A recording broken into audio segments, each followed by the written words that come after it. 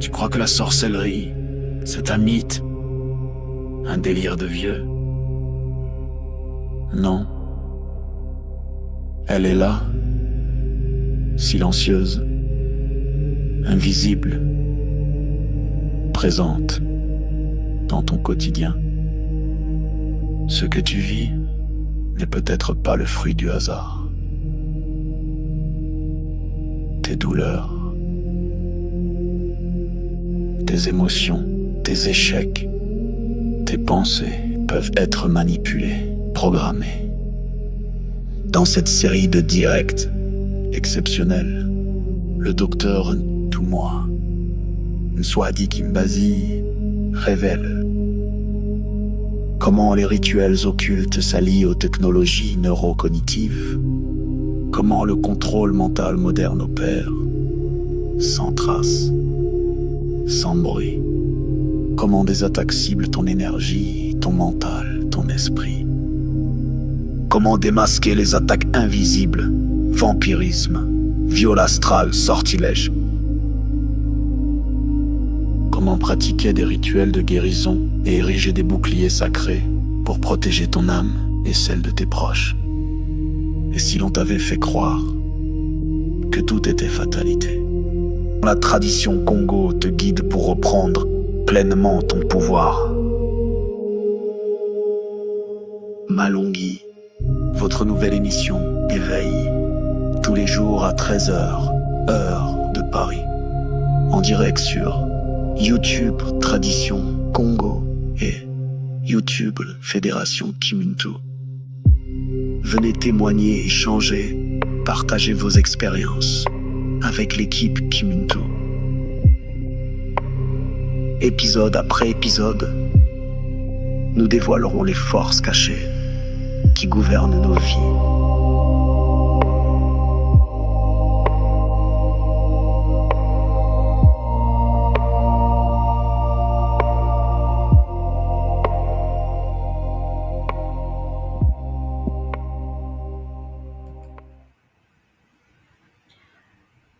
Mbote les Olapangi, Mbote, bienvenue à vous, bienvenue à ceux qui sont déjà connectés sur la plateforme de la tradition Congo. Mbote, aujourd'hui avec moi Ngaoli. Mbote Ngaoli, bienvenue à toi. Beauté, maman. Beauté, maman. Beauté à tous les Olampangui. Beauté à tous ceux qui vont nous écouter en direct et en différé. C'est un immense plaisir pour moi d'être là parmi vous. Matondo. Matondo, maman. Matondo à toi.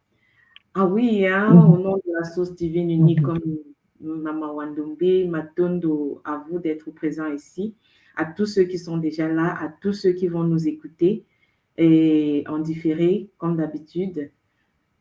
Aujourd'hui, nous sommes en ligne pour notre série Malongi. Oui, la semaine dernière, vu que la tradition Congo avait repris les cours, nous n'avons pas pu être en ligne tous les jours et à partir de cette semaine, en fait de la semaine dernière et puis les semaines qui vont suivre, le programme va être le programme de diffusion va être enrichi. Il y aura d'autres programmes qui auront lieu à partir de la semaine prochaine, lundi. On aura un programme qui ne sera pas Malongi, nous aurons Malongi le mardi. Mais le lundi, le mercredi et le jeudi, nous aurons d'autres programmes qui vont être présentés.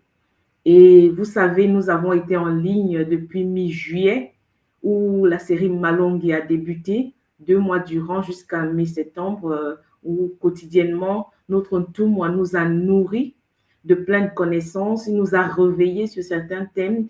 Nous avons commencé, vous vous rappelez, avec la sorcellerie, le mécanisme occulte et le contrôle mental subtil, la sorcellerie et les attaques. Après, nous avons traité tellement de thèmes, il y a tellement de thèmes qui ont été traités. J'espère que vous avez eu le temps, vous avez le temps de temps en temps d'aller réécouter et revisiter pour obtenir. Il y a eu beaucoup de techniques qui ont été partagées. Et vraiment, c'est le bonheur. Pendant les vacances, nous avons été nourris, hein, nourris quotidiennement des enseignements, des pratiques. Nous avons, et, en fait, on nous a pointé du doigt beaucoup de choses que nous vivons dans le quotidien. Et maintenant, le semestre a commencé à l'école. Donc, la semaine dernière, il y a eu le début des cours, déjà avec le lancement du KIMPV, où les portes ont été ouvertes pour ceux qui ont commencé les initiations dans le domaine Kinkoko, Ngataki et Kimbazi. Et aussi, il y a eu les cours qui ont repris avec le Kisinsu, la géométrie sacrée. Ah là, c'est le bonheur. En fait, c'est multidimensionnel ce que nous apprenons. Et il y a eu le leadership partie 2 qui a aussi commencé. Et enfin, nous avons commencé avec le Kimwama, l'enrichissement. À ça, nous avons été édifiés. En fait, on nous a présenté pourquoi nos ancêtres, en fait, pourquoi la tradition, en fait, les pratiques de nos traditions avaient beaucoup plus lieu au bord du lac. Au bord du fleuve? Qu'est-ce que le fleuve? En fait, c'est quoi l'importance du fleuve dans notre tradition et dans l'enrichissement? À ça, en fait, c'est des cours, il faut les vivre, il faut en fait avoir accès pour comprendre pourquoi aujourd'hui nous vivons ce que nous vivons sur le continent. Pourquoi est-ce que nous vivons en fait pourquoi ce qui se passe aujourd'hui, il faut le comprendre. Et tout moi nous l'a rappelé dans la deuxième partie du retour à l'âme, parce qu'aujourd'hui, nous allons avoir accès à la troisième partie de la série Le Retour de l'âme. Et dans la deuxième partie, il nous a fait comprendre en fait qu'il faut connaître notre histoire, connaître qui on est pour pouvoir changer, pour pouvoir transmuter notre vie. Si on ne connaît pas son histoire, si on ne connaît pas la vraie histoire, parce qu'en fait, ce que les autres nous racontent, est-ce que c'est ça notre histoire, hein? Donc, il faut vraiment chercher à savoir ce qu'est notre histoire, en fait. Ngaoli, qu'est-ce que tu en penses? Qu'est-ce qui t'a marqué justement dans la dernière série, la partie 2 du Retour de l'âme? Je vais commencer déjà par dire Maton parce que vraiment tous les sujets sont édifiants. Mais ce sujet-ci, vraiment, il a touché du doigt quelque chose qui me touche jusque l'âme, quoi. Je pense que ça touche beaucoup de personnes, beaucoup de Bangui. Lorsqu'on revient, qu'on retourne à son histoire, c'est vraiment tellement fascinant. On redécouvre ses ancêtres. Même la fierté perdue de ses ancêtres, on les retrouve. Mais ici, je n'avais pas vraiment retrouvé la dimension spirituelle de voir à quel point il nous explique comment, quand on est déconnecté, quand on n'a pas notre histoire, on est déconnecté de nos ancêtres. On peut même rater sa mission de vie à être connecté à l'histoire des autres. C'est dire, on a du travail, quoi. Moi, je pense que j'ai tellement de choses à dire pour cette thématique-là parce que vraiment, personnellement, ça m'a beaucoup chamboulé au lycée, vivre l'histoire des autres, toujours recevoir les merveilles, les progrès technologiques, c'est toujours les autres. Et nous, on nous raconte toujours nos faiblesses, les moments où on est tombé. Naturellement, même intellectuellement, un enfant à qui on raconte les faiblesses de ses ancêtres, il se sent même quelque part, il est même un peu déçu. Il n'est pas fier de ses ancêtres. On nous déconnecte par tous les moyens, on nous déconnecte de nos ancêtres et on se rend pas compte de vraiment la gravité de ce que ça crée dans notre peuple. Donc vraiment cette thématique, sincèrement, elle est tellement importante pour notre peuple, bien sûr tous les autres, hein, mais cette thématique, sincèrement, pour moi, elle est très profonde et on a vraiment encore beaucoup de boulot pour pouvoir rebâtir notre peuple. Parce que jusqu'aujourd'hui, sur le continent, c'est toujours ça qu'on nous enseigne. Ah oui, ah oui. Dans les écoles, les livres d'histoire, c'est l'histoire que les autres nous imposent. Et je Les sais, autres. oui, au Cameroun, il y a un patriarche qui s'est battu pour introduire en troisième un nouveau livre au Cameroun, un nouveau livre qui parle seulement de la tradition Congo. Et ces genres de gestes, faut l'encourager. Donc, je crois que sans plus perdre de temps, nous invitons notre Toumois à venir nous donner, comme d'habitude, nous nourrir des enseignements pour la troisième partie.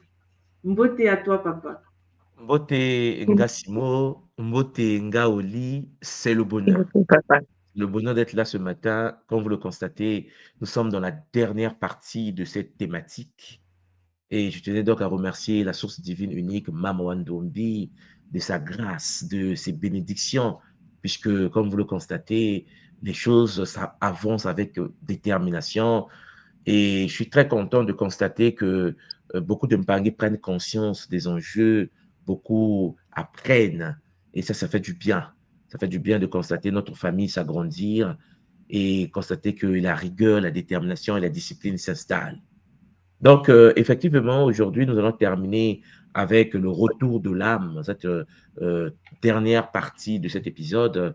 Donc, je suis très content d'être là avec Ngassimo et Ngaoli, Matondo, à tous les Pangui qui sont avec nous, hein, qui vont être en ligne tout à l'heure et ceux qui seront différés. Matondo à tout le monde. Kéléba pour nous accompagne, Maman Simo, sans tarder. Donc, je m'aimerais partager mon PowerPoint multidimensionnel pour qu'on puisse avancer avec cette thématique. Matondo, mamie. Matondo, papa, nous te laissons le plateau. Merci, maman.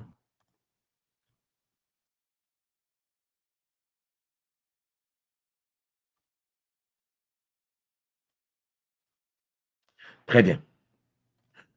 Voilà, donc, Champangui, Mbot à vous, hein, Mbot à tout le monde. C'est votre Ntoumouane, soit dit Kimbazi, au poste. Alors, Mpangui, aujourd'hui est une journée spéciale puisque j'aimerais vous aborder la dernière partie de l'épisode concernant le retour de l'âme, c'est-à-dire comment réparer les fissures de l'être après une attaque occulte. Il est clair que beaucoup de choses demandent l'initiation, ça demande d'avoir des techniques, ça demande à faire un cheminement sur soi.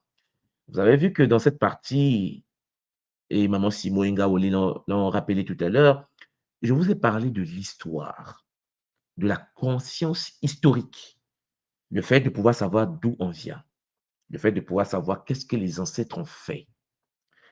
Et ce que j'ai intégré dans cette partie, c'est le fait de vous dire tout simplement que une personne qui n'a pas la conscience historique est livré aux forces de l'astral.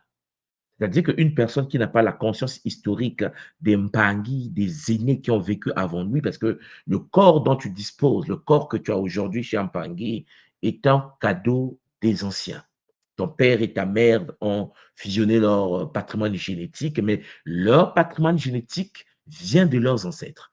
Que ce soit du père et de la mère de ton père ou du père de la mère de ta mère. Vous voyez qu'en effet, nous sommes l'émanation d'une combinaison complexe des chromosomes issus de nos parents des deux lignées. Donc, en fait, dans le patrimoine énergétique, génétique, il y a, cher Zolampangui, les émotions, il y a les informations canalisées épigénétiquement par nos ancêtres. Nous sommes donc ce produit. Ce qui veut dire que lorsque tu viens sur la Terre et que tu ne t'intéresses pas à l'histoire de ton peuple, lorsque tu viens sur la Terre, que tu ne t'intéresses pas à l'histoire de la famille dans laquelle tu t'es incarné, je ne te parle pas de l'histoire de 50 ans. Je ne te parle pas de l'histoire de 500 ans. Je te parle de 1000 ans, 2000 ans, 3000 ans, 4000 ans, 10 000 ans d'histoire. Des grandes lignes, des grandes figures, des prototypes, chers Zonampangui, qui ont marqué la lignée dans laquelle tu t'es retrouvé. Parce qu'une fois que tu connais ton histoire, cher Zonampangui, tu actives en toi leur potentialité. Et tu fais endormir en toi leur négativité, cher Zonampangui, leur potentialité négative. C'est pour cela que il est important, en effet, de savoir qu'est-ce qu'il faut activer. dans ton patrimoine génétique, dans la base de données. Sinon, ce sont les autres qui vont activer en toi des choses parfois que toi, tu ne veux pas activer. Les autres vont te parler de l'histoire vue par leur prisme, et cela va impacter de manière icéphétique, métatronique, démoniaque, ta structure bioénergétique. Chers Zolampangi, nous sommes des êtres multidimensionnels. Mais il est très important de comprendre que la conscience historique est la base de toute chose. Aujourd'hui, lorsque nous parlons de spiritualité et que je vous explique, par exemple, les 9 Mabundo autour de Ntino, les 9 guides Congo autour de Ntino Ambanza Congo en Angola, et que vous comprenez à travers le Kimuntu que ces 9 consciences étaient des 9 lignées cosmiques incarnées dans des véhicules biologiques. C'est-à-dire que dans la tradition Congo, autour d'une Ntino, autour de la reine, autour de l'abeille, il y avait donc 9 prêtres, 9 conseillers, 9 initiés de haut rang qui représentaient l'ordre suprême. Parce qu'en effet, dans la tradition, il y a les 9 grandes lignées qui s'incarnaient depuis l'utérus de leur mère comme étant des futurs corps adaptés pour recevoir les lignées en question. 9.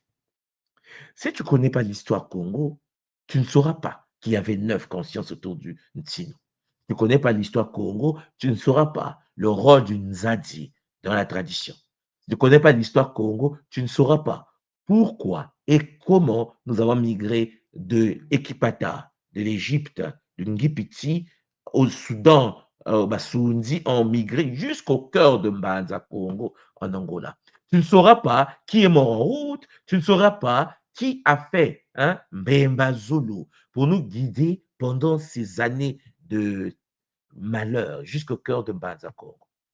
On va vous raconter l'histoire d'un peuple qui a traversé un désert et qui s'est retrouvé, soi-disant, à construire, à recevoir des lois. Vous comprenez? Mais si vous connaissez votre histoire, vous saurez qu'on vous ment. Vous allez vous dire, mais c'est nous qui avons traversé le désert de Sahara. C'est nous qui avons traversé jusqu'à Mbanza Congo en Angola, où coule le lait et le miel. Et vous voyez bien qu'en Angola, chers Zonapangi, au Congo d'Entotila, il coule le lait et le miel. On est d'accord? Bon, ce qui veut dire que lorsque tu connais ton histoire, quelqu'un d'autre ne peut plus venir te dire, oui, mais tu sais, nous avons traversé un désert, nous avons reçu des lois, nous sommes arrivés au paradis. Et pourtant, leur paradis est désertique. Votre paradis est dans la forêt. Il y a le fleuve Congo.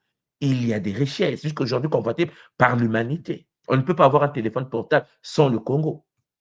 Donc, vous voyez, chers Zonampangui, nous sommes dans une posture complexe. Celui qui ne connaît pas l'histoire de son peuple est un être qui n'a pas de racines, un être perdu dans le Nza. C'est la même chose dans le monde spirituel, dans le monde des esprits. L'ignorance de la tradition dans laquelle tu te trouves, l'ignorance de la lignée dans laquelle tu t'es incarné, te livre, chers Zonampangui, sur un terrain de bataille dont tu ne disposes pas des outils. Parce que tu ignores comment eux ils faisaient. Tu ne connais pas l'histoire des Benjoula, tu ne connais pas l'histoire du Mpini, tu ne connais pas l'histoire de Makubungu, tu ne connais pas l'histoire, chers Zonampangui, du Longo. Pourquoi on se marie dans la tradition Congo? On devrait penser qu'on se marie parce que l'homme et la femme... Non, non, non, non, non. Il y a une cosmogonie Congo qui explique le pourquoi du Longo. Vous voyez? Le fait de savoir que Mawungu, le fait de savoir, cher Zonampangui, ce qui s'est passé dans l'histoire cosmogonique de la tradition, tu sauras pourquoi les anciens établis le Longo terrestre. Donc, Mpangui, il faut revenir à ton âme.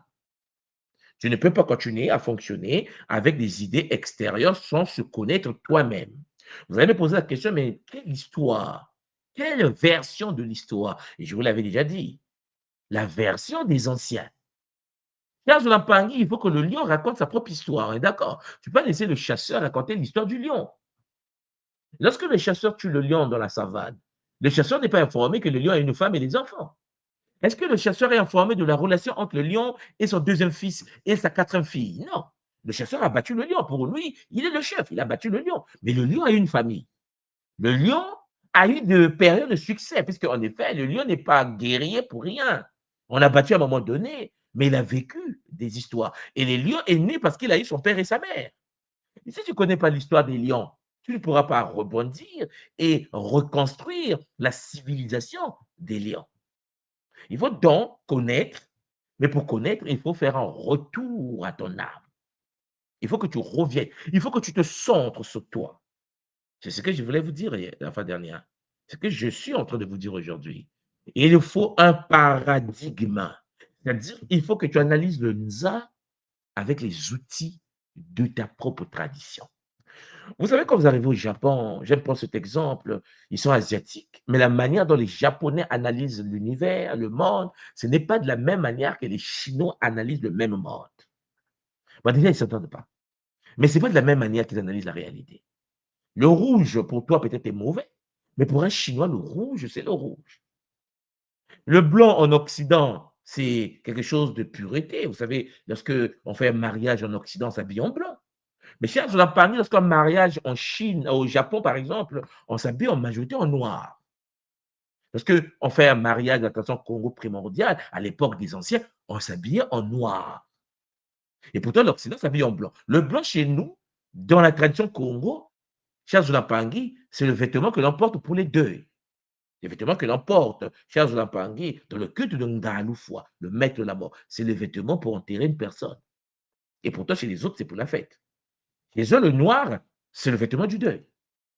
Ce n'est pas parce que l'autre a le noir comme vêtement du deuil que toi, incarné au sein d'une tradition, ne comprenant pas les lois et les principes de cette tradition, tu dois copier ce que l'autre fait. Parce que l'autre a une histoire. L'autre porte le blanc parce qu'il y a eu une histoire. Il y a une falsification historique. Ce n'est pas un problème, c'est leur histoire. Parce qu'il n'y a pas d'hasard dans le Nza. Il n'y a pas d'hasard dans le Nza. Certains me disent, oui, mais parce qu'il y a eu falsification. Oui, c'est parce qu'il y a eu falsification, mais parce que il fallait qu'il puisse avoir falsification. C'est-à-dire qu'il n'y a pas quelque chose qui se produit dans le Nza qui n'est pas dans l'équation géomathématique du Nza. La posture dans laquelle nous trouvons aujourd'hui est une posture, cher Zolapangui, qui est dans le Nza. Nous étions un peu plus puissants, nous avons bâti des civilisations, nous avons battu le Soudan des anciens, l'Éthiopie, et nous sommes devenus esclaves parce que nous avons perdu une bataille, parce que la guerre continue. Et il faut maintenant renaître des cendres. Mais pour ce faire, il faut le retour à l'âme. Et pour revenir à l'âme, la première des choses, c'est la capacité d'étudier, cher Zolapangui, dans tous les domaines de notre tradition, l'histoire de ces domaines, l'histoire des forgerons d'Afrique, l'histoire des cultivateurs d'Afrique, l'histoire, cher Zolapangui, des Nganga, des initiés d'Afrique, l'histoire de l'éducation des filles d'Afrique, l'histoire, cher Zolapangui, de la manière dont les anciens s'embrassaient. Parce que vous serez étonné, même la manière que nous, on fait l'amour, ce n'est pas de la manière dont les autres font l'amour. Ce que nous avons aujourd'hui, c'est l'hybridation coloniale. Nous sommes devenus des hybrides iséphétiques, métatroniques, démoniaques. Celui qui a un téléphone portable convainc celui qui est dans le naturel que le naturel n'est pas bon. C'est ça l'aliénation de notre réalité. On est arrivé dans une réalité où certaines personnes, chers Zolapangui, se défrisent les cheveux parce qu'ils veulent avoir les cheveux du maître. Nous sommes arrivés dans une réalité où celui qui a la neuromélanine, la substance la plus puissante qui permet l'interconnexion du Muntu avec le Nza, le Muntu le dépigmente, le Muntu le détruit parce qu'il veut représenter, il veut être connecté à son maître. Mais cher Zolapangui, si vous étudiez l'histoire de la dépigmentation de notre peuple, vous n'allez plus vous dépigmenter. Celui qui étudie l'histoire du défrisage des cheveux des Noirs ne va plus se défriser. Sauf si on a un problème de destruction psychologique, s'il y a un problème de tare cognitive. Ça, c'est un autre problème. Il y a des choses qui se passent dans notre communauté qui émanent de non-éducation historique. La conscience historique est la base de l'éveil d'un monde. C'est par ça que je commence le Kabbalah d'aujourd'hui. Alors, même Pangui, réparer les fissures de l'être après une attaque occulte. Parce que ne pas être dans ton histoire, c'est être attaqué. On t'a détourné de ton histoire, pas par hasard. Voilà pourquoi ils ont créé des médias.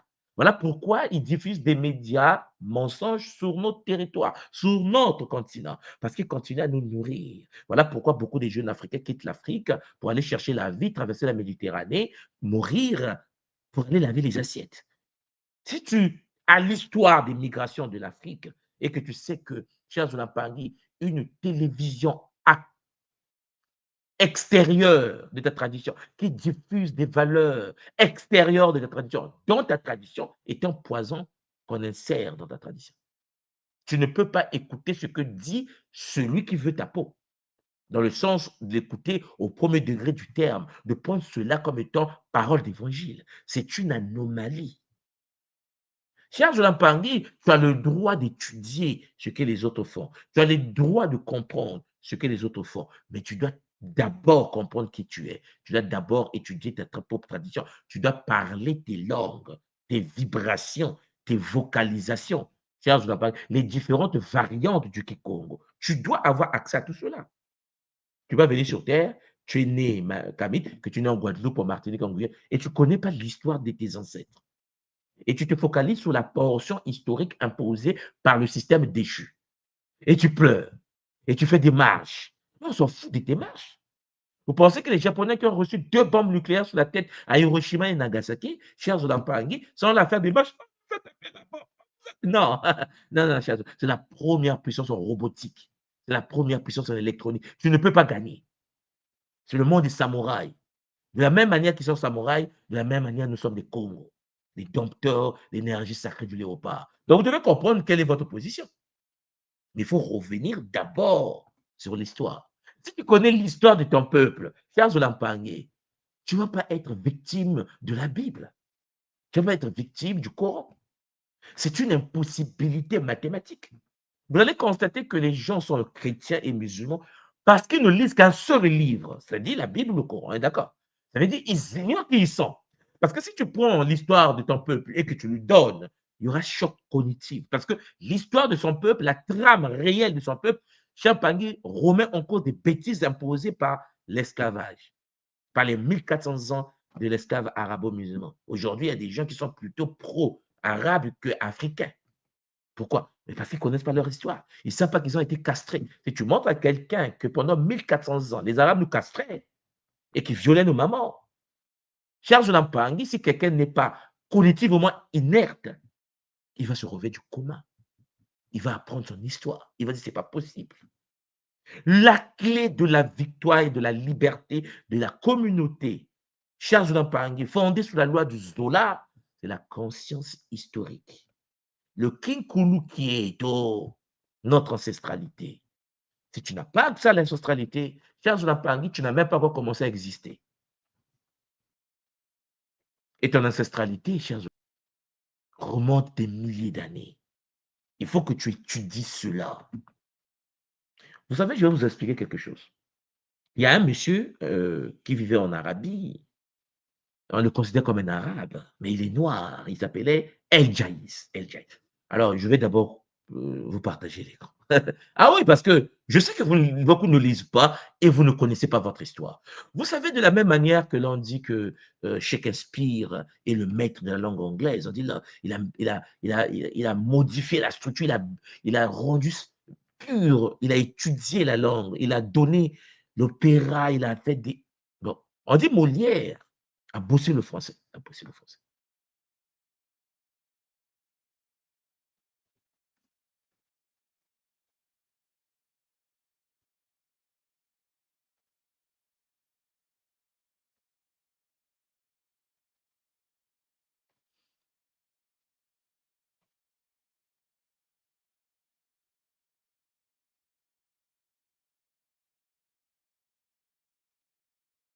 Je vous partage l'écran.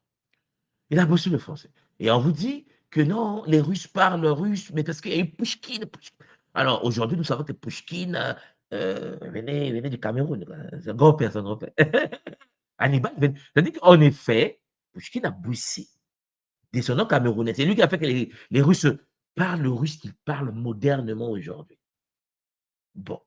Maintenant, cher Zolampangui, si tu ne connais pas ton histoire et qu'on te parle du russe d'aujourd'hui, une langue slave, et que tu ne sais pas que ça a été développé par un certain Pouchkine,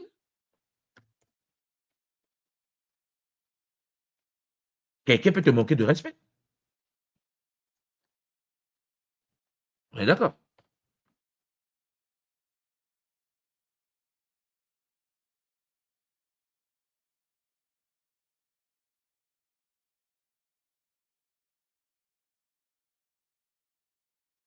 la tradition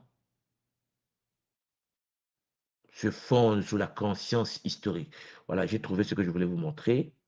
Ce qui veut dire que une personne, cher Zoulampangui, qui n'a pas conscience de sa propre tradition, qui ne lit pas et qui ne sait pas, cher Zoulampangui, est en danger. Alors, je vais commencer d'abord avec ça.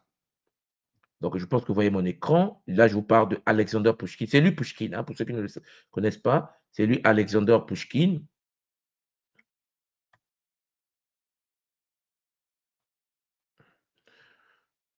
Voilà. Alexander Pouchkine, c'est lui. Il est poète, dramaturge, romancier russe, né à Moscou en 1799 et mort à Saint-Pétersbourg, ainsi de suite. Alexandre Pouchkine est né d'une famille de la noblesse russe, relativement aisée, férue de l'art et tout ça, où l'on parle français à l'époque. À 10 ans, il lit Voltaire, La Fontaine, ainsi de suite. Par sa mère, Pouchkina, d'une beauté, je sais pas, de Saint-Pétersbourg, il descend d'une famille les plus brillante, la plus brillante famille de noblesse de service instituée par l'empereur Pierre Ier. Il remonte en fait à Abraham Hannibal, son arrière-grand frère, grand-père africain, esclave, surdoué, affranchi et nobli par Pierre le Grand, dont il fut le filleul et l'ami fidèle. Maintenant, moi, je vais cliquer sur Abraham Hannibal. Parce qu'on vous dit que c'est le grand-père de Pouchkine en question, mais c'est un Africain. Abraham Hannibal, ou simplement appelé Hannibal, Charles Jonampangui, né en 1696 à Logone, Berny, est mort le 14 mai, ainsi de suite, est un esclave. Comme d'habitude, il doit être esclave, vous comprenez? Parce qu'on ne peut pas tolérer qu'il ne soit pas esclave. Okay? Il est esclave. Militaire, commandant afro-russe. Il est capturé en 1703 par des esclavagistes musulmans. Donc, si vous connaissez l'autre histoire, vous allez savoir qu'en fait, il y a un enfant qui est né sur le continent, on l'a capturé. On l'avait capturé par des musulmans dans le bassin du Logone, entre le Tchad et le Cameroun actuel, et amené à Constantinople. Il y acheté clandestinement par le comte de Pierre le Grand, devenu le secrétaire de l'empereur. Esclave, hein? Il est esclave. Il est né entre le Tchad et le Cameroun. Bon, il devient maintenant secrétaire de l'empereur de Russie, l'actuelle Russie. Il se fait remarquer par ses aptitudes intellectuelles et termine sa carrière comme général en chef dans l'armée impériale russe. Ça veut dire qu'il y a un Africain, un Camerounais tchadien là, qui a dirigé l'armée de l'empereur russe. Il est le grand-père maternel du poète russe Alexandre Pouchkine. C'est-à-dire que les Russes parlent russe. On dit que le boss de la langue russe, c'est Pouchkine. Les gens disent, oh, il est bon, il est bon, il est bon. Sauf que Pouchkine en question a le son d'un Camerounais tchadien. Si tu connais ton histoire et que tu sais que le général de l'armée de l'empereur russe était Hannibal, Charles Joulampangui, tu ne seras pas étonné que Hannibal, c'est sûr, c'est le grand-père, quoi. Donc, on te dit que tu es nul. Tu dis, calme-toi. Si tu ne connais pas l'histoire d'un certain Hannibal, tu ne sauras pas que ton peuple a participé à la construction de l'actuelle Russie. Donc, en gros, ses origines restent incertaines. Les premiers récits d'Abraham Hannibal suggèrent qu'il est né en 1696 dans un village baptisé Lagone, la capitale d'une province mineure d'Éthiopie, située du côté nord du fleuve Mareb, qui sert aujourd'hui de grande partie de la frontière entre l'Éthiopie et l'Érythrée. Alors, suivez-moi bien. Là, on vous parle d'Éthiopie et l'Érythrée, tout à l'heure, on vous parlait du Tchad et du Cameroun. Dans le même texte, hein, ils vont vous torturer le cerveau. Il est mélanodème, point final. Mais non, ils vont vous dire qu'il est né du côté de l'Érythrée. Peut-être que du côté du Tchad, peut-être que, il n'y a que des peut-être. Mais on sait qu'il vient d'Afrique. Cependant, ce lieu n'a jamais pu être identifié en Éthiopie. Donc, on racontait au 19e siècle qu'il était le fils d'un gouverneur ou d'un seigneur de la guerre, en Afrique. Hein. Comme les autres fils avaient été apportés à leur père, les mains attachées avec une corde, il se réjouit de la liberté avec laquelle son plus jeune fils nageait dans les fontaines de son père. Hein. Pouchkine qui écrit. Les recherches de l'histoire de l'Afrique, philologue et traducteur russophone, Dieudonné Niamankou, qui est un, je pense, Togolais, si je ne me trompe pas, du continent, qui a fait un bon travail là-dessus, critiqué par les chercheurs Alain Rouleau, c'est vrai qu'on doit le critiquer, puisque comment tu peux réanimer une histoire aussi compliquée? Mais puisque quand tu es dans la posture qui monte, tu t'en fous de ce que l'autre pense, de ce que tu as dans ta tradition. Mais apprécié par ses collègues slavistes, donc les Russes l'ont a reçu, Jean Bréard, et partiellement corroboré par les recherches détaillées du linguistique, et ainsi de suite. Alors, qu'est-ce qu'on découvre? On découvre que ce monsieur qui s'appelle Pouchkine, à l'âge de 7 ans, le futur Abraham Hannibal est emmené en Constantinople et à la cour du sultan. Et une fois qu'il est arrivé là-bas, Ahmed III, où il demeure 1 an, le bibliographe allemand d'Hannibal, compilant anonymement ses propres mots, explique que les enfants des familles nobles étaient portés au commandeur de tous les musulmans, le sultan turc, comme otages, et pouvaient être tués ou vendus en esclavage si leur père s'agitait. Donc, la sœur d'Hannibal, l'a emmenée elle aussi en captivité, meurt durant le voyage. Et donc, Hannibal va survivre, ce monsieur, et donc il va être emmené en Russie par l'envoyé de l'ambassadeur russe de l'époque, selon les ordres de ses supérieurs. Et donc, toute l'opération est menée sur l'ordre, bien sûr, de Pierre Ier le Grand. Apparemment, Hannibal n'aurait pas été le seul garçon noir à être ainsi acheté. Bien qu'il soit alors à la mode d'avoir des enfants noirs à la cour des monarques européens, ce n'est pas cette raison qui guide le tsar de Russie, hein. Il vise un but éducatif. Les Noirs étant alors considérés en Europe comme non civilisés, voire comme des animaux. Suivez bien, hein. Pierre veut prouver que ses enfants sont aussi doués pour les arts, les sciences et que leur père est russe. Donc l'empereur le récupère, plusieurs enfants. Il semble, selon les témoignages de l'époque, parce qu'il est parti, il avait 7 ans, vous comprenez, que le tsar voulait, par l'expérience de l'intégration du jeune Abraham, démontrer pragmatiquement la supériorité de l'acquis sur l'inné. C'est-à-dire que ce n'est pas parce qu'il est né en Afrique qu'il est bête. Non, il y a l'acquis, il va apprendre. Et les études peuvent permettre à quiconque, quelle qu'en soit la naissance, de s'élever dans la société et de servir utilement son pays. Et quand vous voyez Poutine venir apporter de l'aide au Burkina Faso, au Mali, ça vient de loin, les Bangui. Là, je vous parle de 1700. C'est-à-dire que l'histoire entre l'Afrique et la Russie, ce n'est pas aujourd'hui qui se passe. Là, je vous parle d'Hannibal. Mais celui qui n'a jamais écouté l'histoire, celui qui n'a jamais étudié Hannibal, là, je les lis sur Wikipédia, vous avez les livres de Niamankou, les livres écrits par les nôtres, qui sont plus riches que ce que je suis en train de vous lire. Hannibal est baptisé le 13 juillet à l'église Saint-Paraskeva, Pierre étant son parrain, donc l'empereur lui-même, bien qu'il porte désormais le nom de Petrov Petrovitch, il continue à se faire appeler Abraham, nom qui lui fut donné lors du voyage l'amenant en Russie. Par qui? Par les Arabes, hein, parce que c'est Ibrahim, hein, dont on parle ici. Bon, ce nom lui rappelant son premier prénom africain, Broie, qui est le nom qu'il a eu à la naissance. Donc, dès 1705-1717, une fois alphabétisé, il devient le secrétaire de nuit du tsar. Vous devez comprendre comment quelqu'un peut être secrétaire de nuit. Le tsar est en train de dormir la nuit. Lui, il est là. Parce qu'il est juste à côté. Chargé de noter les pensées du souverain lorsque celui-ci se réveille la nuit. C'est quoi le délire? Bon, sauf que Hannibal va aller en France. Il y a l'esclavage, hein, en 1717. À 20 ans. Il est russe, mais il est noir. Abraham Hannibal est laissé en France par son parrain Pierre le Grand après son séjour. Il dit, bon, tu restes à Paris, tu restes en France.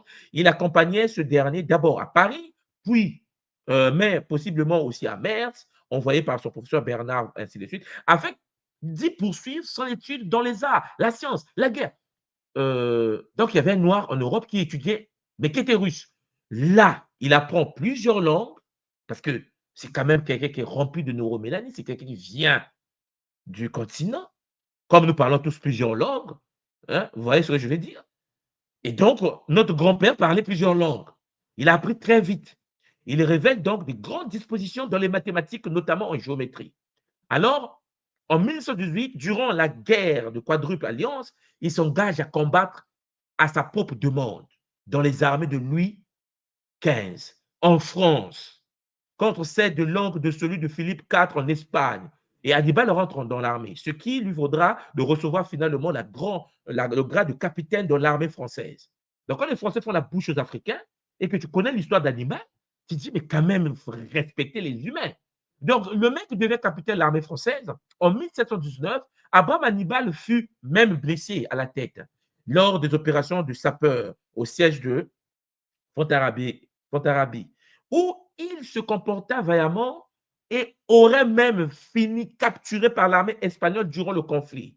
Donc, en 1720, une année après, il parvient à étudier il parvient à étudier dans la nouvellement créée École royale d'artillerie de la Fer, aujourd'hui l'ESN, par grâce spéciale ayant servi dans l'armée française, et obtient le brevet d'ingénieur du roi, le roi de France. Il aurait repris ses études dans l'école royale d'artillerie de Metz après avoir été libéré en 1722, 2 ans après la fin de la guerre. Là, je ne suis pas en train de vous parler d'un métis né entre nous et les Occidentaux. Je parle de quelqu'un né sur le continent. Même si on lui met entre le Tchad et le Cameroun, entre l'Éthiopie et je ne sais pas quoi, il est sur le continent, il est kamite, il est né là.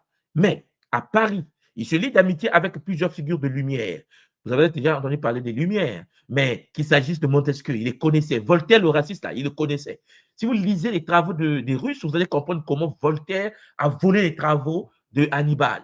Et donc, ce fait défendu par son bibliographe Hugues Ball est néanmoins contesté, comme d'habitude, par le critique André Kahn, parce que Voltaire appelle alors Hannibal l'étoile noire des Lumières.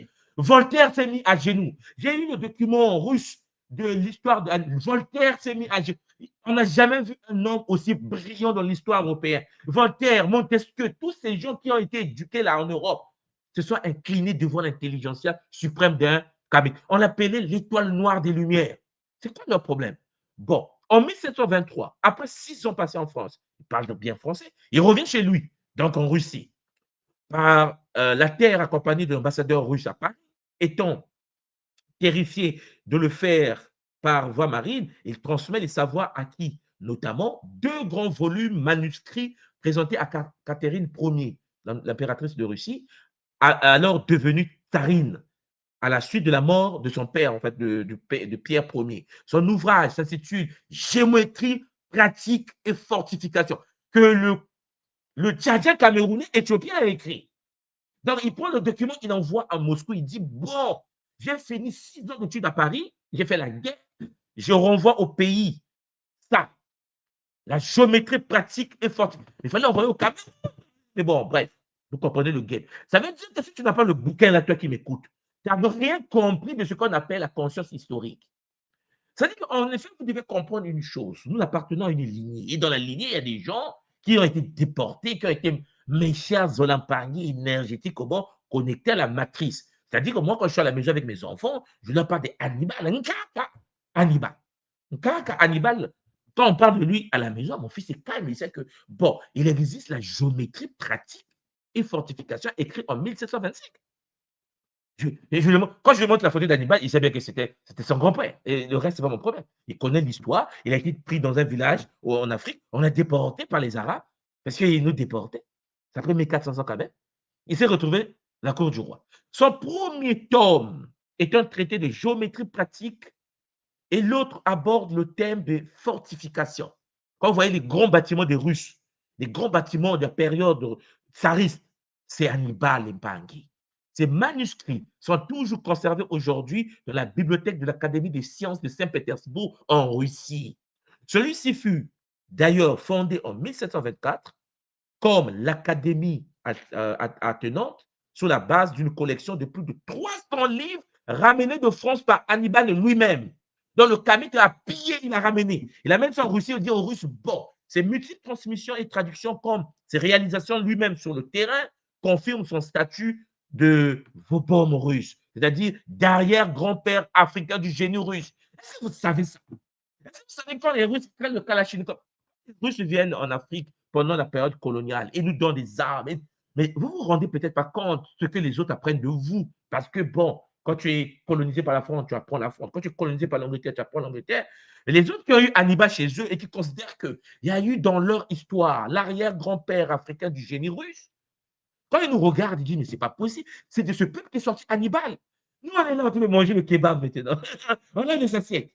Les Russes sont choqués de constater que Hannibal vient de nous, quoi. Mais Hannibal les a éduqués. Et le petit-fils d'Hannibal, c'est lui qui a fait le russe. La langue que vous parlez aujourd'hui, qu'on apprend tous dans nos universités, quand on va en Russie, à Moscou. Donc, vous voyez, les parents, on va pas lire tout ça là. Prenez le temps. Prenez le temps de faire vos recherches. Prenez le temps. Là, c'est son fils, un fils d'Abraham Hannibal, celui qui appelle Ivan Hannibal. C'est les grands monarques, les grands maîtres de la Russie. C'est ce que j'essaie de vous dire tout simplement. Mon idée ici, c'est de vous dire que, chers Olampangui, vous ne pouvez pas, nous ne pouvons pas continuer à fonctionner comme nous fonctionnons aujourd'hui. L'ignorance de l'histoire des grands de notre tradition fait que les autres parfois te manquent de respect, tout simplement, parce que tu ne sais pas. Tu ne sais pas. Parce que, chers Olampangui, si tu savais, tu devais ne pas tomber dans le piège. Bon, je vais finir ce paragraphe et je passe à quelqu'un d'autre. Fin octobre 2010. Le représentant des États de la Russie et d'Estonie, l'ambassadeur du Cameroun en France, vous suivez, hein, ainsi que le sultan de Logon Birni, donc Mahamad Bahat Marouf, se sont réunis à l'affaire en 2010, pendant que toi tu es en train de dormir, autour d'élus locaux de l'affaire pour révéler ensemble une plaque commémorative. Et vous comprenez pourquoi le Cameroun est là? Vous comprenez pourquoi le Logon Birni est là? Parce que vous comprenez là où il est né. C'est bien clair pour tout le monde, j'espère. Bon. Honorant la mémoire et les legs d'Abraham Petrovitch Hannibal en tant que l'un des premiers diplômés de l'ancienne école royale d'artillerie de l'affaire. Donc, cette académie militaire qui fut définitivement fermée dans les années 90 avait été créée par le roi Louis XV sous la régence, ainsi de suite, récemment, avant son enrôlement en 1720. La plaque déclare qu'il y reçut son brevet d'ingénieur et devint par la suite ingénieur en chef, puis général en chef de l'armée impériale russe. Elle rappelle aussi qu'Abraham Hannibal est le big boss d'Alexandre Pouchkine, le plus grand poète russe de tous les temps. La plaque est là, l'Espagne. La plaque est là. Allez chercher vous-même. Alors, la question que vous devez poser, c'est de savoir, bon, pourquoi voulez-vous que j'étudie les périodes sombres de mon histoire, alors que dans la même période sombre de l'histoire, il y a quelqu'un de ce niveau que je peux étudier, qu'on peut transmettre les documents à nos enfants. De la même manière que les documents qu'il a mis en Russie sont accessibles aujourd'hui, on peut en effet étudier l'histoire d'Abraham. Je pense que vous me comprenez. Donc, tout ça là, ce sont des choses que vous devez savoir. C'est une histoire, cher Olampangui, mais une histoire que vous devez savoir. OK, Lempangui? Exemple d'une histoire. Alors, avant que je puisse continuer, j'aimerais lire vos écrits juste en bas. Est-ce que c'est clair pour tout le monde? Est-ce que vous comprenez les games? Est-ce que vous comprenez les enjeux? Est-ce que c'est clair? Vous comprenez? Ça veut dire qu'en effet, lorsque tu te focalises spirituellement sur la conscience historique de ta lignée, quel que soit là où nous sommes sur la terre, chers Olampangui, nous passons à un autre niveau. Et je n'ai pas fini. Je n'ai pas fini. Je n'ai même pas encore commencé. Regardez. Je prends quelqu'un d'autre. Je vais vous parler maintenant d'un être peut-être que vous ne connaissez pas. Il s'appelle Al-Jaïz. Al-Jaïz. Écoutez le nom, mais quand tu entends ça, tu penses qu'il peut être du Congo ou du Bénin. Non, il s'appelle Al-Jaïz. Al-Jaïz de la gloire.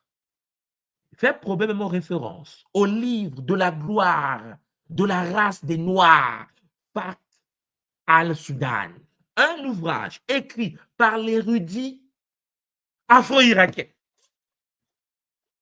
En Irak aussi, il y a des Kamites là. Il s'appelle Al-Jaïz.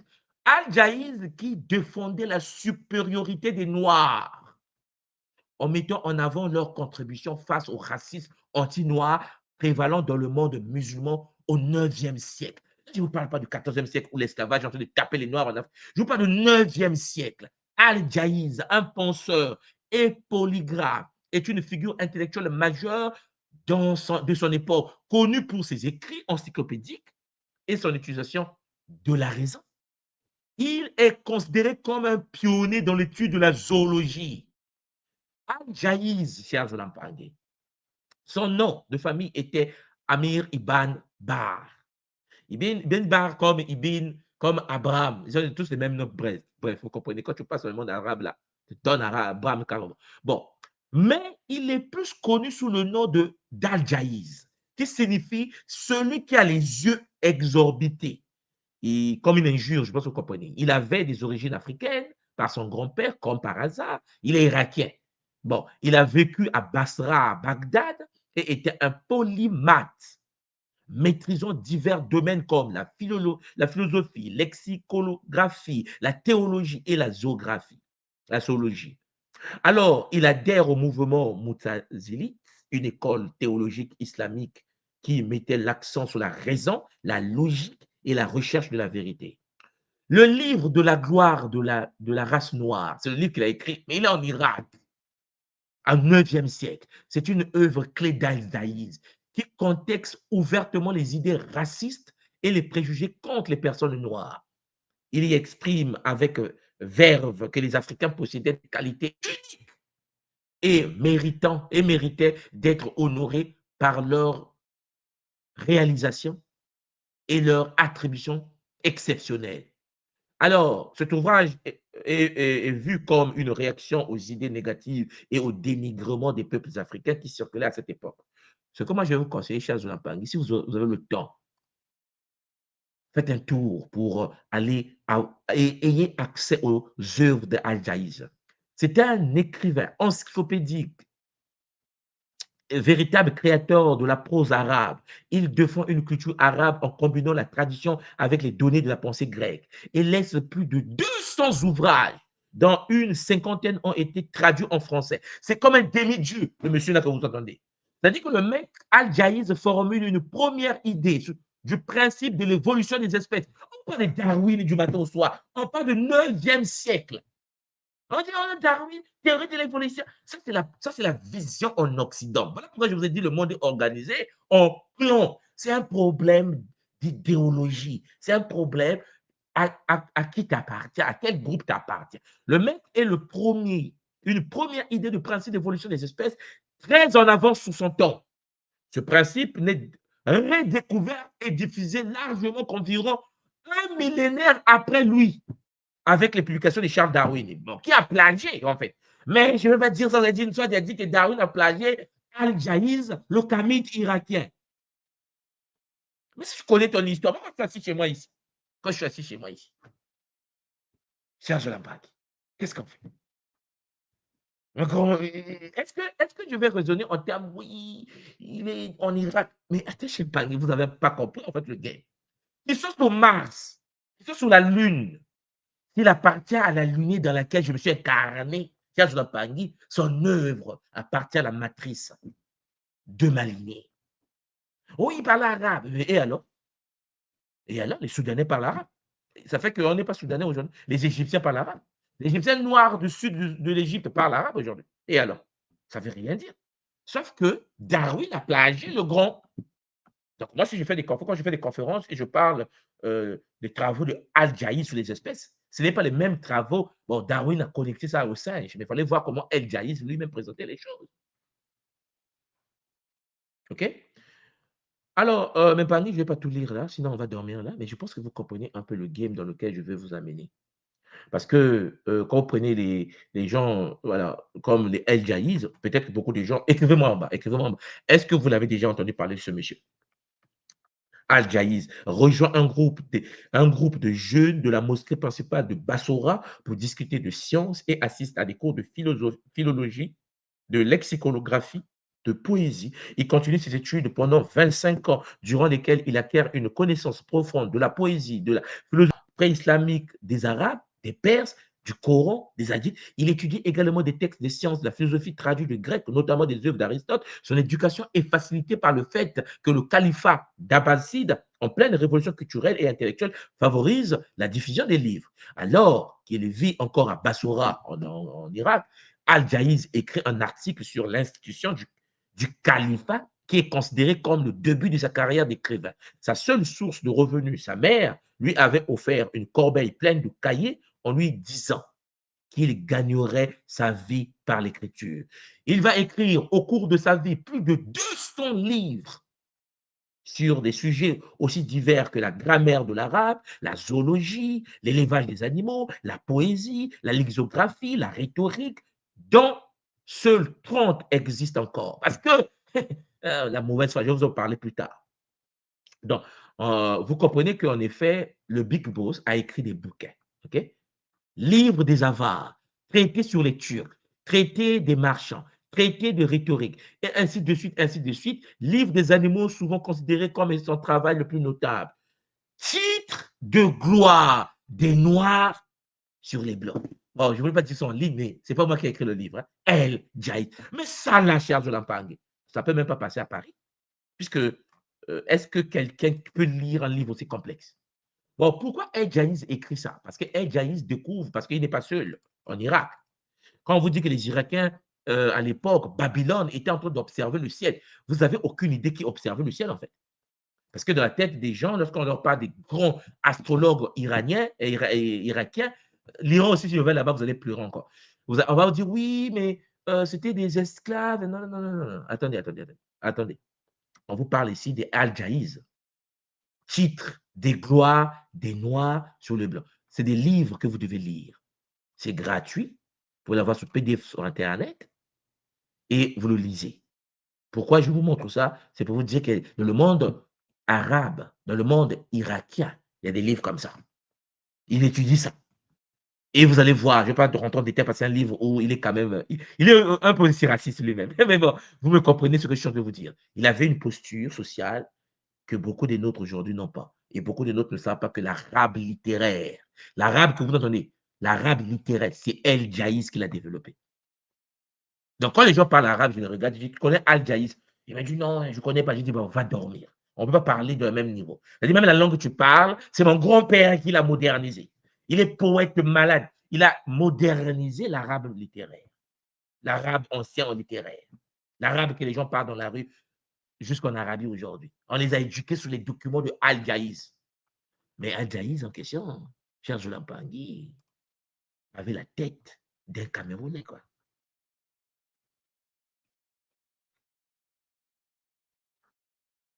Vous comprenez pourquoi je suis en train de vous dire que si vous ne connaissez pas votre histoire, vous ne saurez même pas qu'est-ce que vous êtes.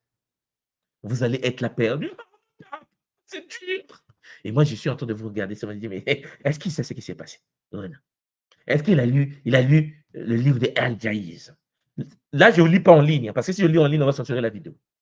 Parce que si vous lisez les inventions, on vous a parlé des inventions du monde musulman. Vous savez d'abord qui a fait que l'islam puisse se propager dans le monde. Quand vous entendez parler de Mohamed, de Imam Ali, Imam Hussein, vous n'avez jamais eu conscience comment était leur tête, en fait. Vos grands-pères,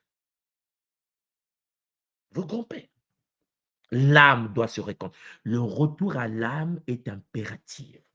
Je sais que c'est dur, parce qu'on a grandi dans le mensonge, parce qu'on a grandi dans des sociétés où on nous a dit on est inférieur. Mais si vous savez, chers Olympiques, si vous savez, là, je ne vous parle pas, je vous parle pas de l'Europe, là. Je parle de la Russie. Parce que beaucoup d'Européens, beaucoup des Africains ne savent pas ce que veut dire Pushkin.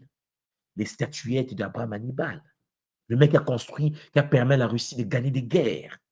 Général de l'armée russe. Mais né au Cameroun. si on comprenait le game, on devait l'étudier. Il est quand même né au Cameroun. C'est comme l'homme le plus fort du monde aujourd'hui est un Camerounais, la MMA en fait. Et il est Camerounais aujourd'hui. Il va un jour peut-être prendre la nationalité, je ne sais pas, turque, je ne sais pas, pour un exemple. Et puis on l'oublie 100 ans après. Donc tu vas l'oublier parce que l'autre t'a dit que tu dois l'oublier. Et si vous suivez les games, vous serez même étonné que le père de l'électronique japonais, de la robotique japonaise, venait d'Éthiopie. Il y a des choses qu'on peut. Si tu connais ton histoire, tu vas te poser, tu vas dire bon, qu'est-ce qu'on a fait dans ce monde d'abord? Qu'est-ce qu'on apporte à l'humanité? Ça. Ok. Spirituellement, qu'est-ce qu'on a? Si je rentre dans la spiritualité, vous allez faire des dépressions. Parce que peut-être que vous oubliez qu'il existe en Inde une lignée indienne qu'on appelle les Dravidiens. Notre divinité, nos consciences comme Krishna là, c'est les Dravidiens qui les ont apportés à l'humanité. C'est parce que vous n'avez jamais fait attention. Vous n'étudiez pas. C'est les Indiens. Mais c'est pas... Non, on nous a eu. On nous a eu. C'est-à-dire qu'on nous a dit c'est les Indiens. Donc ça ne nous intéresse pas. Moi, je suis africain. Ouais. Et alors? Mon grand-père a pris son sac à dos. Il a migré jusqu'en Inde. Donc je vais me déconnecter de lui parce que toi, tu m'as dit que non, il n'est plus ton grand-père parce qu'il vit en Inde. Donc, si mon grand-père s'est retrouvé en Martinique, toi, tu es qui pour me dire que tu ne dois pas aimer ton grand-père et la descendance de ton grand-père en Martinique parce qu'il est parti. Mais il est parti vivre en Martinique. C'est quoi? C'est comme si moi, je vis au Japon et que mes enfants grandissent à Tokyo. Et puis un jour, mon fils est en train de bastonner les Japonais en tennis. On va dire non, non, non, non, non. Il n'est pas Camille parce qu'il vit au Japon. Il faut avoir un cerveau tordu quand même. On est d'accord. C'est pour cela que les Kimuntu vous dit conscience historique. Tous les êtres issus du continent et de la lignée nous appartiennent. Qu'ils veuillent ou pas, même s'ils sont vivants, qu'eux-mêmes ils veuillent ou pas. Quand Teddy Riner, l'homme le plus puissant au judo de tous les temps, depuis la période des Congo d'Intouoti, est médaillé multiple, Charles Lampangue en judo, et que Teddy Riner est né en Guadeloupe, vous pensez que moi, tout le monde soit de Kimbazi. Je vais dire que non, le fait que Teddy Riner est né en Guadeloupe, ça ne m'intéresse pas. Mais vous n'avez rien compris. Moi, quand je rentre au Congo faire mes cours à l'université, quand je projette Teddy Riner aux étudiants, j'ai dit, vous voyez le monsieur là, c'est votre grand frère. Et votre petit frère aussi. Ça, c'est votre cousin. Bon, lui, il est né de la lignée de nos parents qui sont nés en Guadeloupe. Voyez la lignée qu'on a menée en Guadeloupe, il est né de cette lignée-là. Voyez la lignée. Parce que moi, j'ai ma carte de ramification des peuples. J'ai créé ma carte de ramification des peuples. Dans ma carte, j'ai la lignée martiniquaise, la lignée guadeloupéenne, la lignée haïtienne, et puis j'ai le tronc central. Donc, en fait, tu peux dire que non, mais ça, c'est le grand-père. Donc, en gros, pour moi, les millions de gens qui ont été déportés dans les Antilles, non, non, écoutez-moi bien. Il y a mon grand-père et ma grand-mère, un grand-père et ma grand-mère, qui représentent les milliers de gens là. Voilà. Je n'ai pas besoin de parler des milliers de gens. J'ai besoin de dire il y a mon grand-père et ma grand-mère qui ont été déportés en Guadeloupe. Ces deux lignées-là. Il y a Teddy Riner qui est né maintenant. Donc vous comprenez la puissance. Il faut que mes enfants au Congo sachent qu'ils sont invincibles en judo. Parce qu'une personne dans leur lignée est maître invincible, multidimensionnel du judo mondial. C'est comme l'escrime. Vous savez ça, mon fils faisait l'escrime à Brazzaville quand on était au Congo. Et je me dis, mais toi, mais comment tu peux inscrire ton fils dans l'escrime? Parce qu'il y a les Occidentaux qui sont là-bas, qui font l'escrime en privé avec leurs enfants. Moi, j'ai dit, mon enfant aussi doit faire l'escrime. On dit, mais il faut payer, c'est cher, je vais payer. Il a commencé à faire l'escrime. On m'a dit, mais pourquoi tu veux que ton fils fasse l'escrime? J'ai dit, mais parce que c'est nous qui dirigeons l'escrime mondial aujourd'hui. La femme la plus titrée de l'escrime du monde est de ma lignée. En fait, c'est ma grande sœur. C'est pas normal. Elle est entière. J'ai dit, mais c'est quoi ton problème? Est-ce que je dois accepter que quelqu'un d'autre me dise qu'une de nôtres née sur Mars n'est pas des nôtres parce qu'il est né sur Mars? Mais naître quelque part ne veut rien dire pour quelqu'un qui est de l'Okimuntu. Un Chinois né en France est un Chinois né en France. Vous avez déjà vu un Chinois se lever le matin vous dire, je suis un Français. Et pourtant, ils ont des papiers français. Le Chinois, on va dire, c'est un Chinois de France. C'est un Chinois né en France. Est-ce que vous comprenez le game? La communauté japonaise du Brésil. Écoutez, hein, la communauté japonaise du Brésil. Non, attendez, ce sont des Brésiliens. Non, non, non, non, non, non. Il faut faire ça aux Noirs. Il faut faire ça aux Noirs qui n'ont pas le Kimuntu. Eux, ils acceptent de ne pas être eux. Mais un Japonais né depuis 4 siècles au Brésil, parce que vous savez, même après la Seconde Guerre mondiale, beaucoup des communautés japonaises ont migré, hein, vous savez, hein, parce que c'était chaud la guerre. Mais la communauté japonaise du Brésil est puissante. Pour ceux qui sont au Brésil, vous voyez de quoi je parle.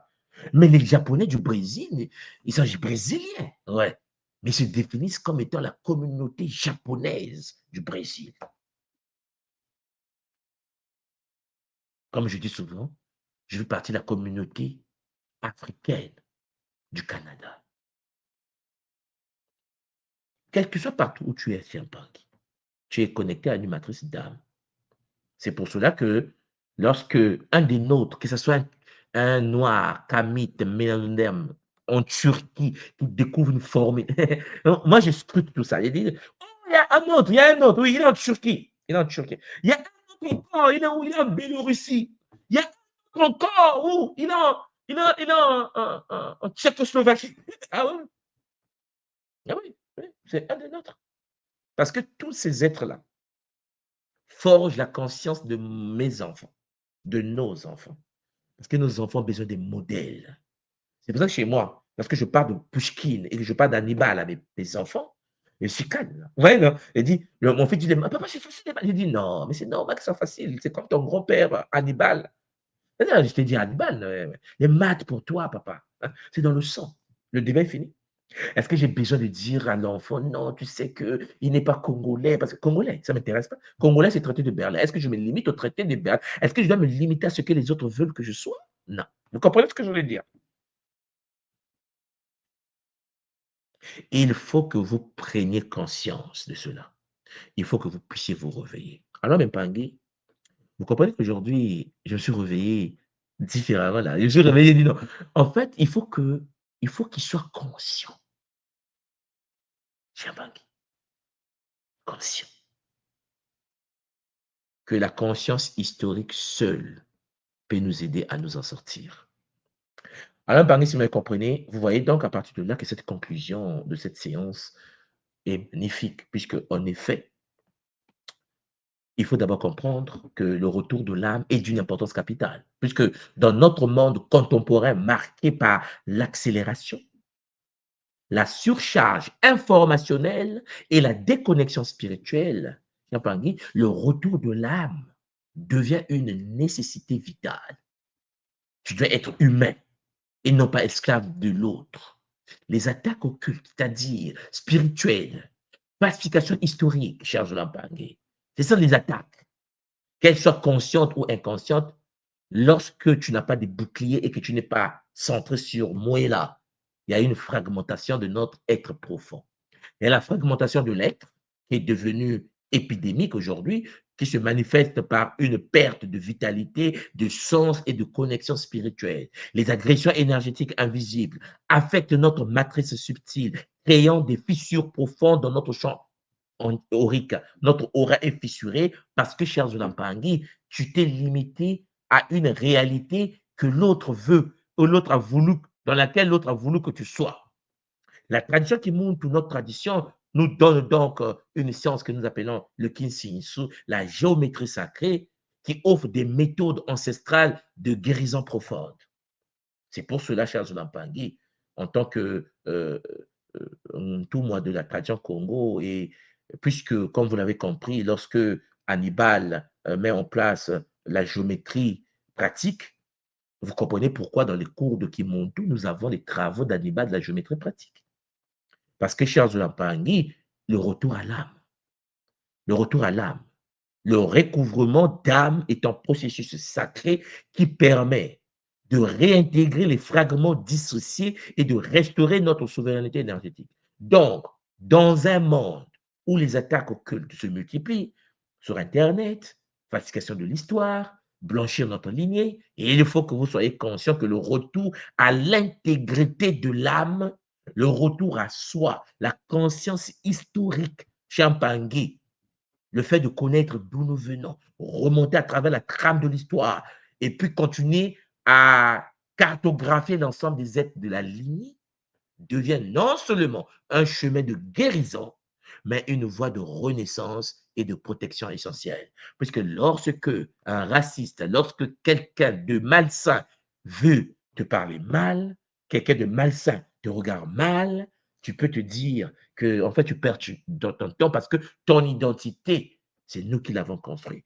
C'est le poète Al-Jaïz qui a vénéré l'arabe primitif vers l'arabe moderne. Ce qui veut dire que si toi, tu penses être supérieur à moi parce que j'ai la peau foncée, la langue que tu parles a été magnifiée, les poèmes que tu as étudiés dans ta vie a été magnifiés par mon ancêtre. Vous voyez que le centrage, cher Zolampangui, nous permet de revenir.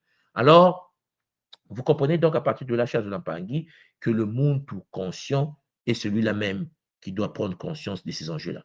En effet, il y a beaucoup de choses que je voulais vous dire. Ce que je vais faire, Champangui, je vais tout simplement demander à Anga Simo tout à l'heure de pouvoir prendre mon PowerPoint que vous voyez ici, là, que je voulais vous partager, pour le partager dans l'espace communautaire qui est Muntu pour les Mpangui qui veulent avoir accès.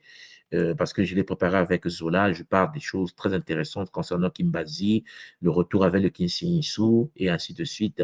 Et cher Zola Mpangui, il est peut-être préférable à travers les rituels que je vous propose, à travers les Kabula, à travers le Luzingu, le Kimbasi, le Nganga Mbuki, que nous puissions avec bonheur y accéder. Donc, ce fichier sera envoyé, vous allez avoir accès à ça, mais je voulais en effet aujourd'hui, cher Zulampangui, et plus précisément, faire comprendre aux nôtres qu'il est très important de faire attention sur ce que nous sommes. Le centrage sur soi est d'une importance capitale. La connaissance de soi est d'une importance capitale. Voilà pourquoi quand tu connais ton histoire et que tu connais ce qu'on appelle la dynastie Xia, la première des dynasties noires de Chine, ceux qui ont bâti la grande civilisation chinoise, vous allez plus réfléchir de la même manière. On parle des grandes inventions de la Chine, vous serez étonné qu'il y a une dynastie qu'on appelle les Xia qui ont bâti la Chine. Et quand tu as accès à de telles informations, parce que tu as lu un monsieur qu'on appelle Runoko Rashidi, pour ceux qui connaissent un peu l'histoire de notre peuple, vous allez vous rendre bien compte que quand vous arrivez en Asie, vous retrouvez des civilisations, chers Lampangi, qui en effet sont des civilisations bâties par les nôtres. Par exemple, au Cambodge, vous avez l'empire du Khmer, peut-être vous connaissez, c'est le Cameroun, hein? Bon, il n'y a rien à voir avec les crevettes ici, hein? Bon, ça veut dire noir, en fait. Hein? Kemet, Kemer, vous devez comprendre ce que ça veut dire. Et si vous bâtissez cette civilisation, vous allez avoir présence, alors je vais vous montrer quelque chose rapidement, vous allez avoir présence,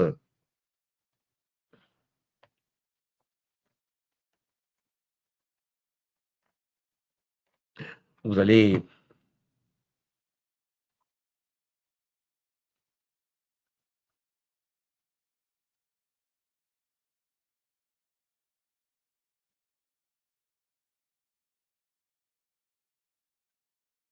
et lorsque vous ne connaissez pas votre histoire, vous aurez du mal, en effet, à étudier ces réalités. Et donc, le danger avec ça, c'est quoi? C'est que on se fait manipuler, on se fait escroquer, visiblement, parce qu'on ignore en effet d'où nous sommes venus, qui sommes-nous exactement. Et ça, c'est quelque chose que nous devons tous intégrer. Alors,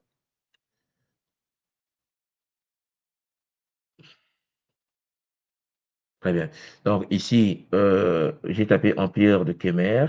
Vous avez ce royaume ici, pour ceux qui le savent, on fait un peu d'histoire asiatique. Ce royaume que vous voyez devant vous, bâti par ces gens-là, gros nez, grosses lèvres, et nos ancêtres, en effet, afro, qui en effet ont construit au cœur de l'Asie l'Empire de Khmer. Ces bâtiments sont laissés aujourd'hui à l'abandon parce que les Anglais sont venus les chicoter correctement, mais il est clair que lorsque vous arrivez, pour ceux qui, si parmi vous, il y a des gens qui ont déjà fait un voyage au Cambodge, un voyage en Thaïlande, vous serez étonné que dans les mondes asiatiques, Bouddha chez eux est un kamite. Il le représente noir. Et le problème, c'est que dans certains pays, ils l'ont blanchi, même en Asie. C'est-à-dire que le problème avec notre peuple, c'est que on est combattu partout où nous sommes. Je parle de ça. Voilà. Ah, c'est des livres. Alors, des livres à lire. Je ne sais pas si vous voyez mon écran. Vous avez ici un bouquin. Je pense que vous voyez le titre du bouquin. Attendez, je vais vous repartager ça bien. Parce que avec les nôtres, parfois, on se dit, ouais, mais de quoi nous parle? Non, il n'y a pas de est-ce que, cher Lampangi, on n'est pas à l'église. Voilà. C'est des livres que vous devez lire. Hein. Les anciens blacks, les anciens Africains, ils sont noirs au Cambodge. OK? Ceci est un livre sur les Noirs anciens au Cambodge. L'Empire Khmer était un empire au Cambodge qui a construit Angkor. Le Angkor a été construit. Il existe de nombreuses similitudes spirituelles, agricoles entre les Africains et les Khmers. Et euh, lisez le bouquin, cher Lapin. Faites au moins semblant d'acheter un bouquin comme ça, l'Empire du Khmer, l'ancien empire black du Khmer, et vous le lisez. Vous comprenez bien que ça change quand même la donne. C'est pour nos enfants. La conscience historique fait que lorsque vous avez en effet des connaissances sur ça, et que vous comprenez la similitude entre la spiritualité cambodgienne et la spiritualité africaine, et que vous retrouvez les traditions africaines, Yoruba, Igbo, Congo, Zoulou, dans la tradition du Kémer, vous serez choqués. Vous allez dire, mais non, mais c'est pas possible. Ouais, c'est possible. Il y a des livres comme ça. Bon, est-ce que vous avez déjà vu des livres comme ça? Est-ce que ce livre-là, est-ce que vous l'avez déjà vu? Essayez de me mettre en bas. Est-ce que vous avez déjà même entendu parler de ce livre-là que je viens de vous montrer tout à l'heure? Vous voyez que la conscience historique peut libérer l'âme d'une personne de l'emprisonnement. Parce que si vous découvrez comment est construit Kemer et que vous découvrez comment les prêtres anciens de chez nous ont migré jusqu'à là-bas et comment eux-mêmes au Kemer, ils expliquent ça. Mais tu dis que tu es sénégalais. Tu dis, non, moi je suis au Sénégal, je m'occupe du Sénégal. Mais tu n'as rien compris. Moi je suis au Mali, moi je suis au Congo, je m'occupe du Congo. Tu n'as rien compris du game dans lequel votre Ntouma vous met. Parce qu'on n'est que de passage. Profitez pendant qu'on est encore vivant. N'attendez pas qu'on parte après, on dit oui, toi tu disais que. Non, non, non, non. Là, je vous ai posé la question, est-ce que vous avez déjà entendu parler des bouquins sur les Blacks dans l'Empire du Kémer? Regardez les noms. Et pourtant, vous allez étudier, vous allez voir que les Kémers eux-mêmes vous l'expliquent. C'est eux-mêmes. Maintenant, quand vous étudiez leur spiritualité, vous avez les temples là. C'est nos temples. Pourquoi voulez-vous que je n'étudie pas la structure des temples du Kémer? Parce qu'on m'a dit que je suis Congolais de l'Afrique centrale. Mais est-ce que ça m'intéresse d'être Congolais de l'Afrique centrale? Ça ne m'intéresse pas. Je suis un planétérien. C'est-à-dire qu'un terrien. Je suis un être multidimensionnel. Nous sommes des êtres de l'univers. Donc, on raisonne en tant que terrien. Moi, je raisonne en tant que terrien. C'est-à-dire que mon but à moi, c'est de voir la coopération entre la Terre et Sirius. Et même là encore, on a des cousins à Sirius. Bon, je ne vais pas aller là-bas. On va dire que non, mais qu'est-ce qu'il est en train de dire encore? Bon, je reste terrien. Nous sommes des galacticiens. Je suis dans la galaxie de la Voie lactée. Est-ce que vous comprenez la mentalité? Si vous avez cette mentalité, vous changez la manière de fonctionner. Parce que Champagne, les Khmers, maintenant, s'il y a une technologie de Khmer développée par les nôtres afin de guérir des maladies, en tout cas, tout le monde soit des Kimbazi. Vous comprenez ce que je veux dire maintenant? La conscience historique me permet de dire non. Il y a tel scientifique de Khmer qui est kamite, qui a fait ça, ça, ça, ça. Ces travaux m'intéressent. Ça fait partie de ma lignée. On va dire que. Vous comprenez? Oh non, les Dravidiens s'habillent, les vêtements dravidiens là. Ça m'intéresse. Ah, c'est joli, je trouve ça joli, les sœurs dravidiennes, les frères dravidiens. Oh non, mais eux, ils sont des Indiens. Non, ça ne m'intéresse pas. Ce qui m'intéresse, c'est que nous venons de la même matrice. C'est pour cela que vous constatez que les Australiens se sont posés en Australie sur la terre des autochtones de l'Australie, que vous connaissez bien. Et pourtant, ils se font occidentaux. Et pourtant, l'Australie est en Asie. Vous comprenez? Est-ce que vous comprenez ce que je viens de vous dire? C'est un problème d'affiliation. Lorsque le Français parle des Occidentaux, il intègre l'Australie, il intègre la Nouvelle-Zélande. Et pourtant, ces territoires sont en Asie. C'est en Orient. Non, c'est sans les Occidentaux. Parce que c'est un problème de famille. Et cette vision de la réalité va entraîner une guérison de l'âme. La guérison de l'âme. La conscience historique est la voie. Et pour avoir la conscience historique, il faut revenir se centrer sur soi-même. C'était ce message que je voulais vous partager avec Zola. C'était en effet votre tout moi, Nswadi Kimbazi. J'espère de tout mon cœur que ce Kabola va passer et que vous allez prendre des livres d'histoire. Vous allez avoir les volumes, les livres. Alors, attendez, il faut que je puisse terminer par ça parce que j'avais terminé en dire aujourd'hui. Il faut que je finisse par quelque chose qui va vous permettre de voilà. Donc, je mets Google ici et je mets Histoire générale de l'Afrique, de l'UNESCO. Histoire générale de l'Afrique. Alors, voilà, le livre, vous n'avez pas besoin de l'acheter. Vous partez sur le site de l'UNESCO. Partez sur le site de l'UNESCO. Je pense que vous voyez le site de l'UNESCO. Et sur le site de l'UNESCO, vous avez des collections. Vous voyez ici, là? Vous avez l'histoire générale de l'Afrique en 8 volumes. Là, c'est volume 10 même. Afrique, non, l'histoire générale d'Afrique, c'est là. Vous voyez là? Et vous pouvez, par exemple, mettre dans toutes les langues. Je vais prendre, par exemple, la première version. La version est là, version abrégée du volume 1. Volume 1, méthodologie préhistorique africaine. Ça, c'est la version globale. Quand je clique sur lire ici, vous voyez, c'est en anglais, en arabe, en chinois, en français. Et vous cliquez sur français. Vous cliquez sur français, le livre est en train de s'ouvrir. Voilà, je vais vous montrer là à côté. Donc, pour vous dire que vous n'avez même pas besoin d'acheter à l'UNESCO, l'histoire générale de l'Afrique est accessible au commun des mortels. Regardez, histoire générale de l'Afrique, premier volume, méthodologie et préhistoire africaine. Le livre est là, le livre a 847 pages et ça vous parle de l'histoire générale de l'Afrique. Lisez au moins, faites au moins sombre. Et ce livre que vous voyez, chers Zolampangui, a été là, directeur du volume 1, c'est qui? C'est Kizerbo, que nous connaissons tous, notre grand frère, notre grand maître, hein, notre aîné. Vous avez les chapitres sur Cheikh Anta Diop, vous avez tout ça ici, là. Là, c'est chapitre 1. Donc, évolution de l'histoire de l'Afrique, on parle du métaux, on parle de comment on a avancé, les sources écrites antérieures au... Oh non, l'Afrique n'avait pas eu des écritures. Non, non, non, vous n'avez pas lu. Allez lire l'histoire générale de l'Afrique, c'est gratos. Vous pouvez le télécharger. Vous voyez là, le bouton qui est ici, là, c'est pour télécharger. Vous le mettez sur votre ordinateur, il y a 800 pages. Tu prends ta famille, tu prends tes enfants, vous vous asseyez et vous bossez. On dit que non, c'est pas écrit. Tout est écrit. Cheikh Anta Diop, les Kizerbo, les grands ont travaillé pour nous. Nous sommes la nouvelle génération, mais là, je vous parle volume 1. Vous voyez, là, c'est volume 1. Mais comme je vous l'ai dit, si vous repartez, vous avez tous les volumes jusqu'à volume 8, je pense, et vous pouvez tout lire. Donc, souvent, je dis souvent au Mpangi que vous ne pouvez pas dire qu'on ne sait pas. Non, aujourd'hui, on sait. Les livres ont été écrits. Cheikh Anta Diop et son équipe, les Kizerbo, les maîtres ont laissé les documents. Un livre de 800 pages, ce n'est pas un livre, n'importe quel livre. C'est volume 1. OK? Alors, je précise en passant, je reviens ici, vous allez constater une chose encore, c'est que au niveau de l'UNESCO, vous avez la version abrégée. Vous avez la version abrégée et la version globale. Vous voyez, par exemple, ici, version abrégée, volume 2. Donc, quelque chose de rapide à lire. Et puis, vous avez la version 2, Afrique ancienne. On vous dit que nous étions les pharaons, nous étions les Noirs. Tout est écrit. Si vous prenez volume 2, Afrique ancienne, ici, ce n'est pas caché. Regardez, ce n'est pas caché. C'est parce qu'on ne veut pas lire. On ne peut pas lire parce qu'on ne comprend pas la conscience historique dans le monde de la spiritualité. On ne se rend pas compte que si tu ne lis pas ton histoire, tu ne connais pas ton histoire et que tu ne sais pas qu'est-ce qui tes ancêtres ont fait dans l'histoire, voilà. Ça, c'est volume 2. Vous voyez la tête là? Vous voyez la tête? Voilà, ça, c'est volume 2, Afrique ancienne.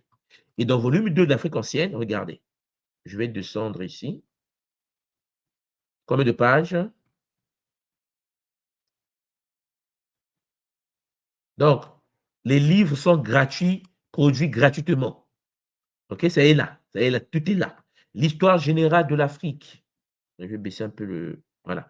L'histoire générale de l'Afrique, Afrique ancienne. 887 pages à lire. Vous imaginez la taille du bouquin, n'est-ce pas? Et dans ce livre-là, si vous prenez par exemple les chapitres, voilà, vous avez ici chapitre 1, Origine des anciens Égyptiens. C'est écrit par Cheikh Anta Diop lui-même. Chapitre 2, l'Égypte pharaonique, Abou Bakar, l'Égypte pharaonique, société, économie et culture. Yoyot. Oh non, mais en fait, l'économie africaine, Champagne, c'était fini, on a écrit, on a mis en ligne. Relation de l'Égypte avec le reste de l'Afrique. Les livres sont là, et les chapitres sont là. Les legs de l'Égypte pharaonique. D'où viennent les Bassa? D'où viennent les Bamileke? D'où viennent les Congo? D'où viennent les Yoruba? Tout est écrit déjà. Ils ont mis, l'UNESCO avait validé, ils ont fait la conférence internationale. Les autres disent, bon, ok, on arrête avec nos bêtises. Sauf que ces bouquins ne sont pas publiés sur le continent, dans nos universités, dans nos écoles.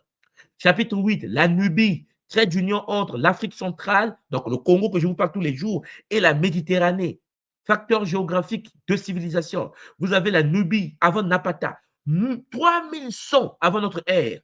Charles Lampangui, l'empire de Couche, Napata et Meroé. Tout ce que nous dit l'histoire, c'est la christianisation de la Nubie. Comment on nous a mis le christianisme en Afrique? La culture pré-aksumite.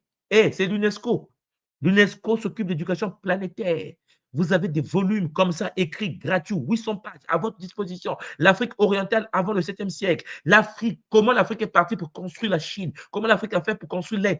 Et je vous précise, en passant, pour terminer, que tous ces livres ont été écrits après la conférence du Caire, où Cheikh Anta Diop et Théophile Obiang, je pense qu'on connaît l'histoire, devant le comité des égyptologues. Après, il y a eu des conférences internationales pour la rédaction de ces bouquins qu'on voyait là. 800 pages, 800 pages. Oui. Ils ont fait ça à l'UNESCO, donc à l'ONU. Les Japonais, les Coréens, les Chinois, les Russes, les Français, tout le monde est venu avec des rouleaux volés pour dire, OK, pardon, on demande pardon. Bon, nos ancêtres avaient volé, on vous remet quand même. Ils ont remis les rouleaux. Les Kizerbo, nos papas ont récupéré les textes avec les Japonais. Vous allez voir que dans les textes, il y a des Japonais qui ont écrit, dans les livres, là, chapitre écrit par Tataka, chapitre écrit par Qing de Chine, sur l'histoire de l'Afrique en Chine. Mais c'est au moins ça. C'est pour cela que j'ai voulu vous parler du retour de l'âme. 8 volumes, je pense. Si vous voyez, il y a 8 volumes, parce que moi j'ai 8, je ne sais pas si j'ai vu 10 là. Je pense que c'est un nouveau livre qu'ils ont mis en ligne, l'UNESCO. Ils continuent à écrire. Mais à l'époque, là, 8 volumes. Tu rentres dedans, champagne, 800 pages par volume, tu sors de là. Mais non, mais quand le musulman va te dire, oui, mais en fait, l'islam, tu dis, calme-toi. Okay? L'UNESCO, de l'aveu même de vous-même, les Arabes, écrit dans les origines de l'islam. Et là, tu seras choqué. C'est pour ça qu'on va des débats extérieurs que les gens disent, je vous ai dit dans le Kimuntu, on ne débat pas. Non, on ne débat pas. Parce que pourquoi veux-tu que je débatte avec quelqu'un qui n'a pas lu les 8 volumes de l'histoire générale de l'Afrique de 800 pages? Et tu as lu ça ou non? Je ne débat pas avec toi. Oh non, j'ai dit, je ne débat pas avec toi. Va lire d'abord les 800 pages. Mais tu reviens. C'est pour ça que je peux parler de Hannibal. J'attends pas du ciel, les Mpangui. C'est écrit. Les Russes ont écrit l'histoire de l'Afrique dans les 8 volumes. Ils ont écrit Hannibal. J'ai dit, mais c'est chaud. Le game devient dur. Vous avez même les impératrices des reines de France noires.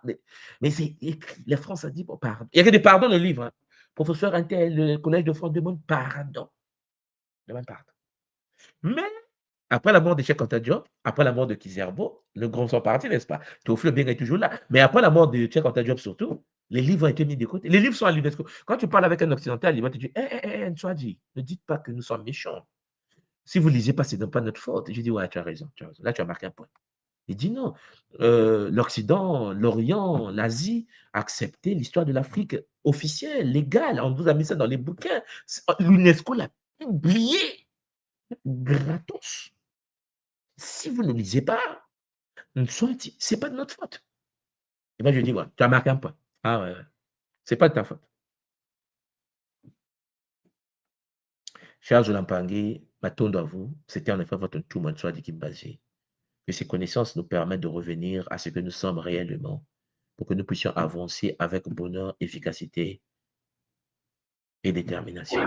Tonde Mamingi, Maman Simon, je te remets l'antenne et que l'histoire puisse nous libérer des chaînes de la malédiction transgénérationnelle dans laquelle notre peuple se retrouve. Zola Tonga Simon, Maton.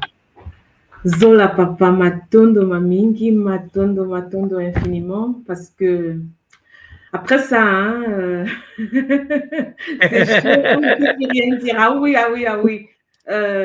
Là, c'est chacun, nous devons accepter qu'il faut vraiment se réveiller.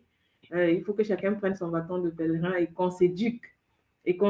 Mais ça nous rappelle aussi que, en fait, en tant que parents, surtout pour nous autres, il est temps que chacun éduque les enfants, en fait, à la maison.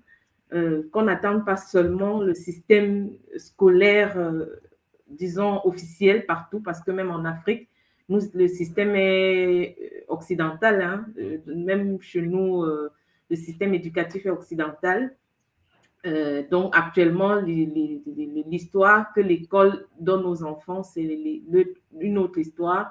Donc, maintenant, ce que moi, je comprends de cette éducation, il est temps que les parents prennent le devant pour éduquer les enfants, en fait, éduquer nos enfants, en attendant que nous construisons que nous reprenons le contrôle, en fait, dans nos cités de l'éducation, en fait, contemporaine, quoi. Ce serait un peu difficile, donc de laisser que l'État, que le système puisse éduquer les enfants. Effectivement, maman. Je ne sais pas si Mbote Angashina, qui est sur le podium, je ne sais pas, Mbote Maman Oli, je ne sais pas si tu as une question avant que nous ne laissions tout le monde. Mbote Maman. Beauté. Merci. Vous m'entendez là, c'est bon? C'est bon. Oui, on entend bien, maman. Beauté tout moi pour se dire dans les bibliothèques. Je ne vais pas être très longue puisque bon voilà. En fait, parents lecteurs, enfants lecteurs. L'enfant reproduit beaucoup plus facilement ce qu'il a vu que ce qu'il a entendu. Okay? J'ai eu cette chance d'avoir des parents lecteurs. Et puis, il y a tellement de choses qui sont cachées dans les livres, c'est clair. C'est clair. Ne serait-ce que la fameuse Biblia, là, qui a au moins, je crois, 144 livres à l'intérieur. Quand nous sommes dans la phase de colère, fâché, là, au tep, on est fâché. L'une des premières pensées, idées, c'est de prendre la Bible et de la brûler. Non. Faut pas la brûler. Ok, faut décortiquer avec les nouvelles connaissances en tout cas, parce que effectivement, comme on dit chez nous, tant fait en temps qu'il était temps. Tout ce qui s'est passé, c'est consigné dans des livres. Et nous devons aujourd'hui récupérer les cousins, tout le monde confondu, parce que je suis plus dans Mélano, le Codo, jaune, vert, rouge, marron. Voilà, parce que c'était le jeu. Et puis il y a la loi du consentement.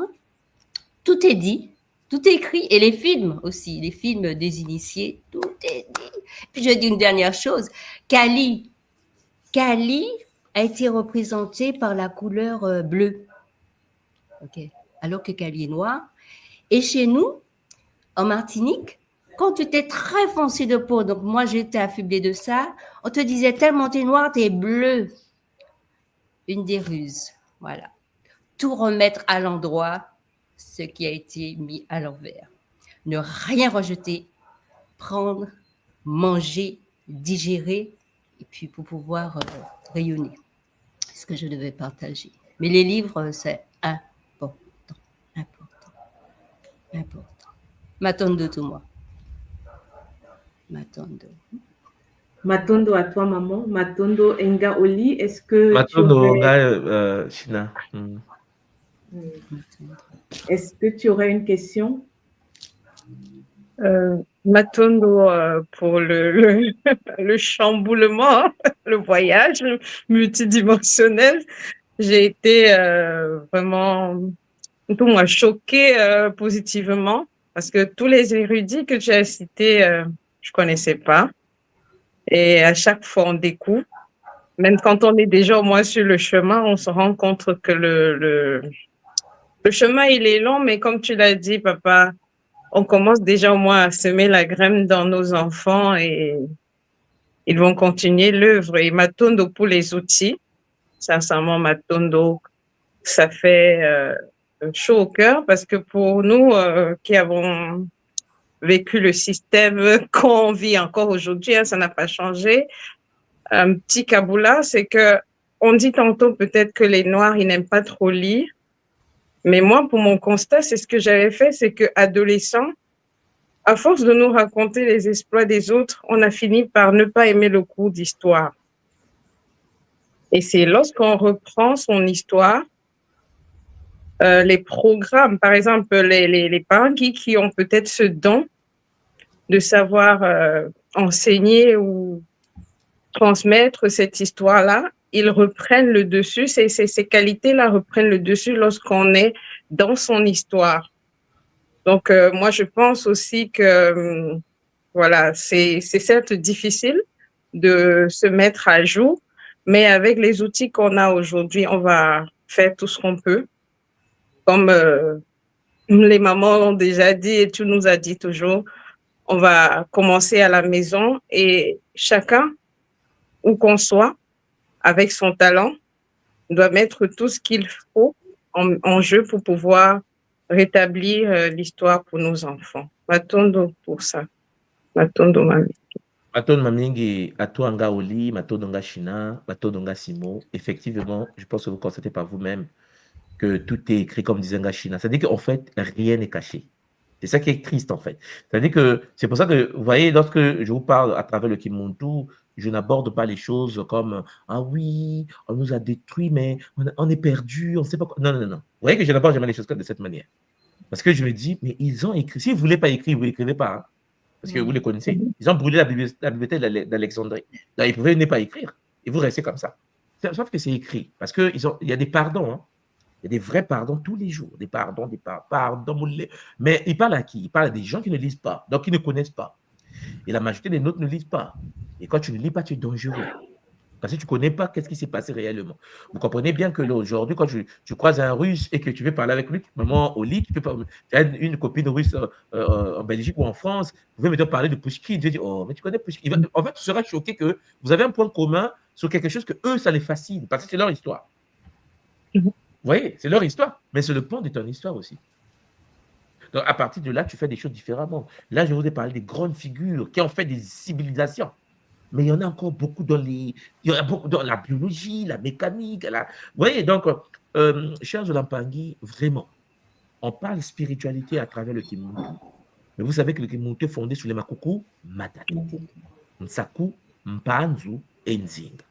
Le monde spirituel, Nsaku, même le monde spirituel, vous devez connaître l'histoire spirituelle des guides de notre peuple. On ne peut pas être un peuple où nous pratiquons les techniques. Nous faisons les libations. Question, qui a modernisé la libation de la tradition africaine? Je vous dis, il y aura des personnes, vous allez être étonnés. Lorsque vous faites le vaudou aujourd'hui, les gens pratiquent le vaudou, mais beaucoup ne savent pas d'où ça vient, comment c'est venu, qui a fait quoi. Et pourtant, c'est écrit. Hein? Ce que je viens de vous dire, c'est écrit. Celui qui a déployé le vaudou a écrit ça. Il a donné aux futures générations. Sauf qu'aujourd'hui, on pratique le vaudou. Les gens se font initier en une journée, 2 jours. Ah oui, je suis initié. Alors que les gens ont fait 30 ans d'études. Je parlais avec des aînés, même avec Mbomba Sang. Le grand me dit, mais si on leur montre ça, ils auront peur de se rapprocher de la tradition. Voilà pourquoi on simplifie cela. Et moi, j'ai dit à l'aîné, non, on peut simplifier comme tu dis. Mais il y a un problème. C'est qu'il va penser que c'est facile. C'est simple. Il va penser que le bout que tu lui as donné, c'est le seul bout qu'il a. Non, tu lui montres d'abord qu'il y a 8 volumes de 800 pages. Déjà, il a mal à la tête. Mais au moins, il sait. C'est-à-dire qu'en fait, une personne qui a écouté le Kabbalah aujourd'hui va se dire, avant de parler, il faut que je vérifie d'abord dans les 8 volumes. Là, si ce que je vais dire n'est pas déjà dedans là-bas. Peut-être que je vais me... Vous comprenez? Parce que si tu sais que ça a été écrit par tes anciens, si tu sais que tes aînés l'ont écrit, tu auras du mal à faire des bêtises, à te sentir inférieur, parce que tu connais des trames de l'histoire, tu connais des choses que certaines n'ont pas accès. C'est pour cela que les Mpangui, comprenez bien ce que je suis en train de vous dire. Conscience historique dans la spiritualité, Nsaku. Conscience historique dans le monde matériel, l'histoire de la vie, des peuples, des royaumes, des civilisations, Mpanzu. Conscience historique des leaders. Depuis Nzinga, depuis les grands maîtres, depuis les Bantino, il faut étudier chacun, qu'est-ce qu'il a fait, qu'est-ce qu'il a porté, qu'est-ce qu'il a fait, Vous serez étonnés de voir comment, par exemple, le domaine des enfantements, comment enfantaient les femmes avant l'esclavage. C'est écrit. C'est bizarre, c'est écrit. Comment, alors, on a un débat sur la circoncision. Ah, les hommes africains se circoncisent, qu'est-ce que ça veut dire? C'est écrit. Qui a fait, pourquoi ils ont mis ça en place? Tout est écrit. Pourquoi l'Afrique subit l'excision des femmes? C'est écrit. On vous explique comment ils sont rentrés chez nous, comment ça a commencé, quelle date ça a commencé, qui a donné l'ordre que ça commence. Chers Olampangui, et une fois que vous connaissez votre histoire, vous verrez que vous allez pratiquer la spiritualité en conscience. On va vous parler de la géométrie sacrée. Quand je parle de Kinshinisu, géométrie sacrée. Ah oui, attends, les Africains aussi ont géométrie sacrée. Mais c'est né chez nous. Parce que vous pensez que le temple d'Osiris, c'est tombé de la nuit. Parce que la fleur de vie qu'on utilise, que ce soit la fleur de vie métatronique et la fleur de vie à base de doux, les deux sont gravés en Afrique jusqu'à aujourd'hui. Donc, si vous connaissez l'histoire africaine, vous allez dire, oh, mais le tétraèdre, l'icosaèdre, le dodécaèdre, toutes les figures géométriques dites de Platon, c'est tout né après. C'est comme quand vous dites le théorème de Pythagore, A carré plus B carré égale à C carré. Théorème dit de Pythagore. Mais il y a un problème, c'est qu'on a construit les pyramides avec les angles droits. On appliquait le théorème dit de Pythagore avant Pythagore, 3000 ans avant. Si tu connais l'histoire de l'Afrique, tu ne pourras pas dire théorème de Pythagore, c'est théorème de Thalès, c'est injurier des ancêtres. Puisque les gens l'ont développé il y a 3000 ans. Vous n'avez jamais entendu parler des mathématiques africaines? Ça existe, hein? Nous avons les mathématiques en Afrique. Et les Pangais, est-ce que vous savez que les Éthiopiens actuels, aujourd'hui, d'Addis Abeba, n'utilisent pas les mathématiques comme vous, là, nous, les colonisés, nous utilisons. En Éthiopie, on ne compte pas comme nous. Les multiplications éthiopiennes, ce n'est pas la table de multiplication française. Faites au moins semblant d'apprendre. Faites au moins semblant de prendre votre billet, faites un tour à la Libella en Éthiopie. Faites au moins semblant d'aller voir. Semblant, oui. C'est vrai qu'on aura mal à la tête. Parce que cramé. Mais, cher Zulampangui, avec les enfants, l'impact sera différent. Tu amènes tes enfants en pèlerinage dans des pays comme l'Éthiopie. Tu les montres des choses que les communs des mortels. On ne montre pas à la télé, on ne peut pas montrer à la télé. Parce qu'on vous dit que non, l'Afrique n'a pas d'écriture. L'Afrique... On a tout brûlé, mais l'Éthiopie a encore son écriture. Moi, si j'étais vous, écoutez-moi bien. On devait aller en Éthiopie apprendre le guess. En fait, apprendre l'écriture éthiopienne. Non, mais attendez, nous avons sur le territoire un peuple qui a une écriture. Mais pourquoi vous ne l'étudiez pas? Pourquoi on pleure, en fait? Vous n'avez jamais vu la Bible éthiopienne, hein? La Bible éthiopienne n'est pas la Bible française. Hein? Ça n'a rien à voir. Hein? Leur Jésus, c'est parce qu'on nous a... Nous pensons que le Jésus dont parlent les autres, c'est le même Jésus que les Occidentaux parlent. Non, chers apprendis, il y a des variants différents. Il y a des chrétiens de Chine. Vous savez qu'en Chine, il y a des chrétiens, beaucoup de chrétiens. Des millions de chrétiens. Vous pensez que leur christianisme, c'est le christianisme parisien? Non, chers apprendis. D'où vient donc ce christianisme-là? Le Kéri Shecheta, ce fameux christianisme osirien, le culte solaire égyptien. Mais le problème, c'est que nous avons été colonisés. Nous pensons qu'on parle de la même chose. Non, on ne parle pas de la même chose parce qu'on a un manque d'informations. Matondo, maman Simon. Matondo à vous tous. Matondo, papa, Matondo, maman. Et puis on se retrouve. Matondo. Zola, Matondo, papa. Vraiment, Matondo. Et juste avant que tu partes, je voulais juste te dire un petit kaboula. Pendant la Black History Month, il y a une Pangui de l'école qui a fait un kaboula sur le papa de tout à l'heure, de la Russie, Hannibal. Donc, c'est dans l'historique de l'école sur la fédération. Ceux qui veulent peuvent l'écouter. C'était aussi un travail. Donc, tu nous as amené à l'école, déjà pour ceux qui sont à l'école, à faire des recherches et à ce que tu dis là, tu nous le dis depuis très longtemps, et de faire des recherches sur ce que nous sommes. Matondo encore pour ce rappel, papa. Matondo, vraiment, Matondo Mamingi. Et c'était très, très, vraiment un rappel encore aujourd'hui à l'ordre. Matondo. Et puis, Zola, maman. On se retrouve donc le mardi prochain. Mboté, tout moi, une petite question. Mboté, ça faisait longtemps. Zola, je voulais vous dire que j'ai écrit un livre. Enfin, c'est un petit livret de 44 pages. Comme vous le savez, moi, j'aime simplifier.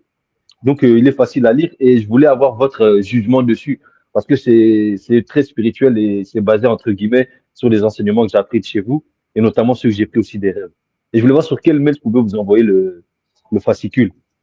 À la fédération, alors le mail c'est info@fédérationkimuntu.com. Info. Ok. Voilà, @fédérationkimuntu.com. Matondo, papa. Je vous laisse le plateau pour vous échanger, parce que moi j'ai d'autres programmes. Et puis, on voit cela à la fédération. Il a beaucoup débordé aujourd'hui. Hein. Il est presque 15 heures déjà. Matondo, je vous laisse alors. Matondo, papa. Non, parce que dans le Mboté maman, Simo, Mboté, Ngaoli, j'ai écrit un livre qui m'a été soufflé pour, comment dire, comme vous avez dit, on a des problèmes de lecture. Et moi-même, même si je suis à l'université que je lis, j'ai toujours ces difficultés-là de lire. C'est-à-dire, je vais lire 5 pages, je vais m'endormir. Mais après, avec le courage, j'arrive à terminer le livre, mais j'ai pas cette facilité de lecture. Et quand le professeur, il parle oralement, j'ai plus facile à retenir. Même les enseignements de tout, moi, c'est souvent, comme je le disais, c'est dans les kaboulas que moi, j'ai plus facile à comprendre les choses que à travers l'écriture. Parce que le problème, surtout en français, c'est qu'on a des manières d'interpréter les phrases trop trop de manières d'interpréter en fait les phrases aussi. Donc, pour comprendre des fois le professeur, si je vais pas à côté de lui, je lui dis, mais quand vous avez écrit cette phrase, c'était quoi? J'arrive pas à discerner réellement le vrai message qu'il met vraiment dans le syllabus ou bien dans le livre. Et comme tu sais, quand tu as dit aussi, les livres qu'il a écrits, souvent, on va les lire généralement en français. Je rencontre cette même difficulté-là. Mais ça ne m'a pas empêché de m'obliger, entre guillemets, à lire parce que je savais qu'il y avait des secrets, comme vous l'avez dit là-bas. Il y avait des choses qu'on apprend que dans les livres. Et au final, je suis content de m'être obligé, même si c'était difficile au début, d'avoir pu réussir à lire ces enseignements-là. Et aujourd'hui, maintenant, d'être quelqu'un qui lit et qui achète des livres. Mais ça a été une étape très difficile. Parce que moi, j'ai grandi en Afrique. Je suis arrivé en Europe à l'âge de 9 ans. Et c'était difficile de lire. Mais aujourd'hui, ça va mieux. Ah oui, Mais c'est pour dire qu'il ne faut pas se décourager. Oui. Dans le système là-bas, quand on nous formate, il n'y a pas la lecture. Hein. On nous dit ce que nous on doit, on te dit ce que tu dois prendre et on te montre pas et en fait, on te dit même pas que tu as la possibilité d'aller rechercher certaines choses, d'aller t'éduquer toi-même. On te formate dans un moule bien carré et on veut te maintenir là-dedans. Mais aujourd'hui, avec l'école Kimuntu, comme tout le monde nous l'apprend, tout passera par cette lecture, par cette éducation, par cette recherche sur l'histoire. Et je rappelle encore, il n'y a pas que tout ce que tout le monde montre là, dans chaque conférence que tout le monde a fait à l'école, il y a une conférence qu'il a faite sur la lecture secrète de la Bible. En tant que Kamite, on nous apprend, non, il faut jeter la Bible, il faut brûler et tout, mais ce n'est pas ce que l'école dit. Il y a une conférence qu'il a faite sur la lecture secrète de la Bible. Quand tu écoutes la conférence sur la lecture secrète de la Bible, là, non, tu vas vouloir lire la Bible. Parce que là, on te dit qu'il y a des textes très importants là-dedans qui nous donnent notre histoire, qui nous parlent en fait de la vraie histoire. Bon, maintenant, si tu ne sais pas lire, si tu ne sais pas comprendre, tu ne vas pas savoir. Tu vas rejeter en bloc. En fait, d'où vient la Bible en fait en tant que telle? Le Coran a été basé sur quoi? Comment est-ce qu'ils l'ont écrit? Toute cette histoire-là, en fait, c'est cette genèse-là qui va nous permettre, en fait, de savoir qui on est.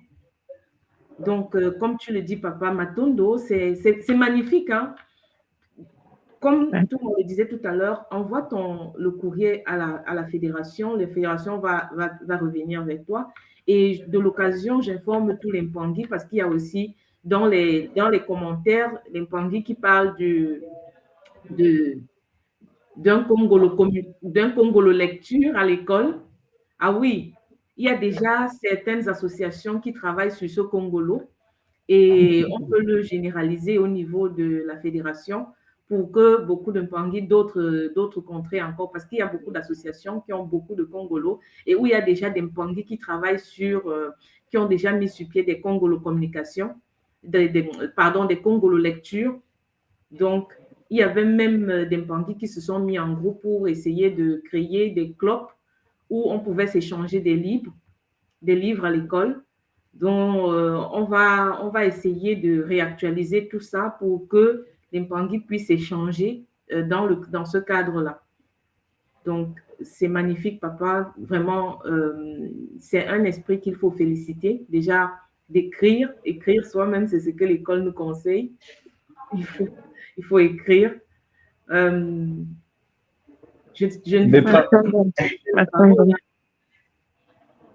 Mais paradoxalement, ce que je voulais dire aussi, c'est que j'aimais pas lire, mais j'ai toujours aimé écrire. C'est bizarre. C'est-à-dire que moi, j'étais déjà, par rapport, je faisais de la musique depuis mes 8-9 ans et j'écrivais déjà des textes. Donc, l'écriture a toujours fait partie de moi et même mes amis aussi. On était un groupe, hein. Ils n'aimaient pas lire non plus, mais on a toujours aimé écrire. On a écrit des chansons, on écrivait déjà des poèmes. C'est-à-dire que l'écriture, en réalité, est déjà en nous, j'ai envie de dire. Donc, on n'a pas vraiment un problème avec l'écriture. C'est-à-dire que, par exemple, mes neveux, maintenant, qu'est-ce que je fais? Avant d'aller dormir, j'ai dit à leurs parents, prenez un livre en main, lisez-leur des histoires. Parce qu'en fait, l'enfant, il aura dans son imagé que le parent, il a tenu un livre et qu'il a écouté une histoire avec laquelle il s'est endormi. Et ce sont déjà des manières d'apprendre à nos enfants à aimer la lecture. C'est une manière indirecte. Parce que nous, généralement, les parents, ils ne lisent pas aux enfants. En tout cas, je parle chez moi au Congo.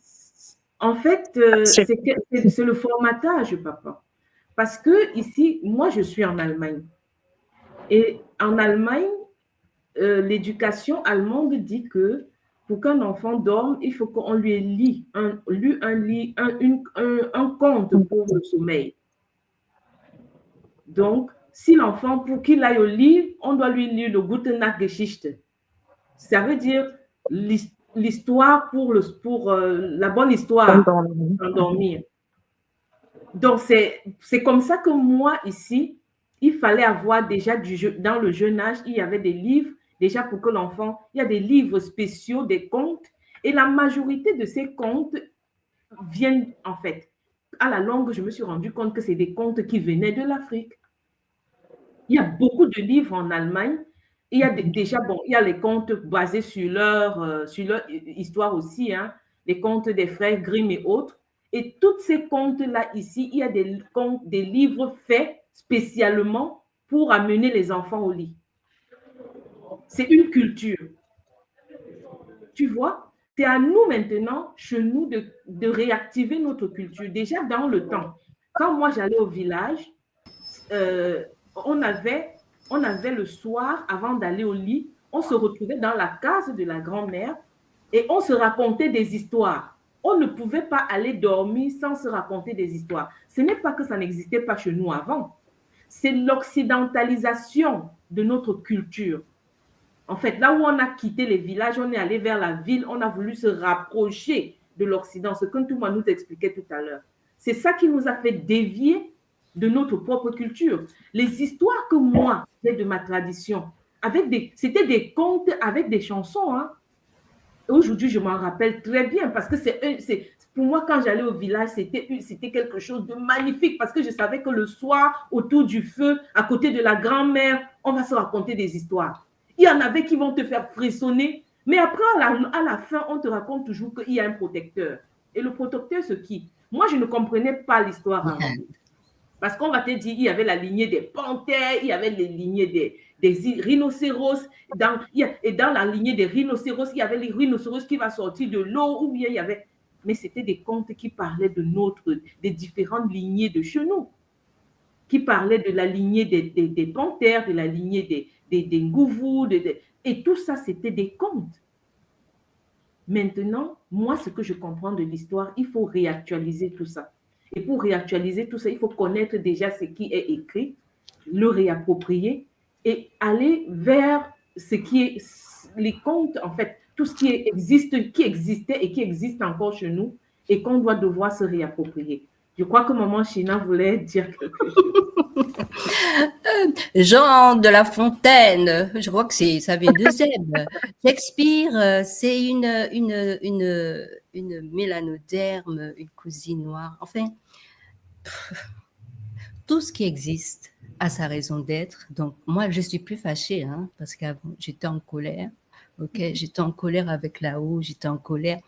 Mais en clair, c'est tout récupérer, c'est le même discours, ça change pas. Tout récupérer, gratter, un tout petit peu, hein, on n'a pas besoin de gratter. On voit que tout vient de plus grand que nous. Je vais dire ça comme ça, parce qu'il n'est pas, à un moment donné, bon voilà, quand on se réapproprie les choses, on a envie d'aller bastonner, de dire, mais pourquoi vous nous avez menti? Et pour la psychologie humaine, il n'est pas bon de se faire rouler, on n'aime pas ça. Ok, l'enfant, tout, on n'aime pas ça. Mais vous m'avez menti, c'est quoi ça? Non. Ok, on capture, on est captivé et on redistribue les choses. Alors concernant le fait d'être inintéressé par la lecture, je veux dire que je vais être chauvine. Nous ne sommes pas n'importe qui, d'accord? Déportés, sortis des temples et tout. Et c'est juste que nous ne sommes pas intéressés par ce qui nous est proposé. La nourriture, le menu, là, ok, le frère, on n'aime pas ça. Parce que au fond de nous, inconsciemment, subconsciemment, on ressent qu'il y a quelque chose qui cloche, il y a anguille sous roche. Et nous sommes désintéressés. Parce que ce qui nous est servi est oxydé, hein, occidentalisé. C'est oxydé, on n'est pas intéressé. Mais quand nous mûrissons, nous grandissons, nous comprenons que nous pouvons prendre avec les mêmes ingrédients et refaire à notre propre sauce. Surtout si on aime la vérité, avec l'esprit critique et tout ça. Donc, ne rien rejeter, tout accueillir et nous découvrons. Nous découvrons les subterfuges, mais il ne faut pas oublier que c'est un jeu. Hein. C'est un jeu. Donc, dans ce jeu, il y a des lois, la loi du consentement, voilà. Et puis, au fur et à mesure... Mais ça va aller. Tanguy Foueni, le temps est arrivé. Et même si nous passons, mais nos enfants qui arrivent, on voit bien qu'ils sont différents. Ils arrivent avec notre levain, d'accord? Ils sont vraiment prêts, quoi. Une dernière chose, et puis je vais aller travailler. Pour endormir les enfants, ça, je l'ai entendu et je trouve ça très joli, très poétique. Pour endormir les enfants, nous leur racontons des histoires. Mais pour réveiller les adultes, il faut leur raconter d'autres histoires. Voilà. Ah oui, maman, Matondo, Mamingi, il faut leur Matondo. Matondo, maman. Matondo à toi, maman. Matondo, Mamingi. Ngaoli, qu'est-ce que tu... maman, Matondo. Oui, je disais que j'ai rebondi sur ce que Papa Kamaï disait, parlant de le manque d'engouement pour la lecture. Je crois que t'es pas le seul, il y a beaucoup. En tout cas, pour ma part, c'était un cas particulier parce que, comme maman Chine dit, les enfants reproduisent ce que les parents font.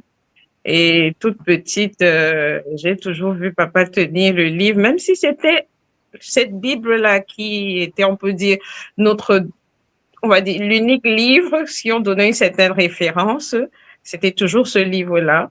Mais le simple fait de le voir tout le temps assis, tenir ce livre-là, m'asseoir à côté de lui, lui poser des questions, j'étais très curieuse, pourquoi ci, pourquoi ça, je l'embêtais vraiment bien.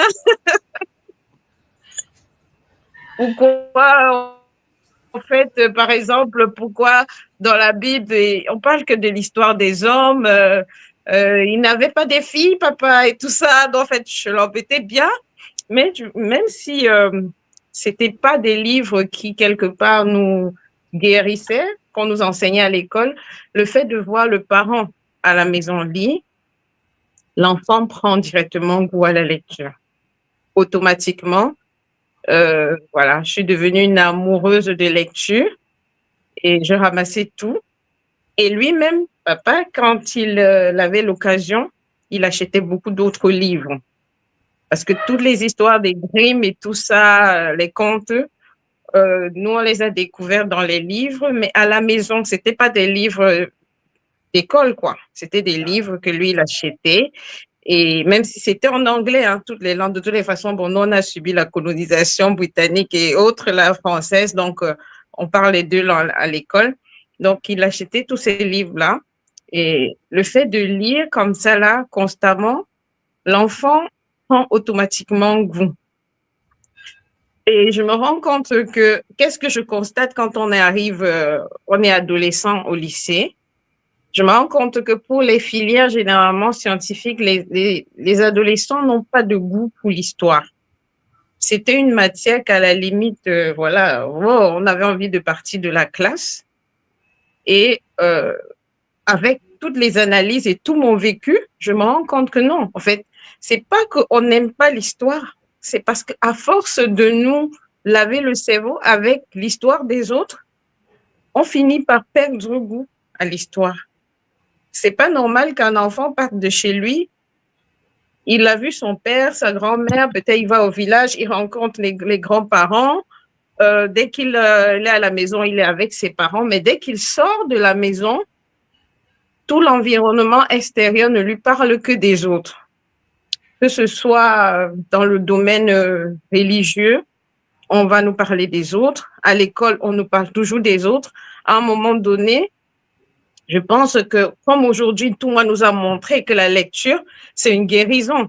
Lire, c'est guérir son ADN. Donc, à ce moment-là, on détruit notre ADN. Donc, nos enfants qui vont à l'école ou nous autres qui avons été à l'école, enseigner à l'histoire des autres, c'est les mouloki qui nous détruisent l'ADN.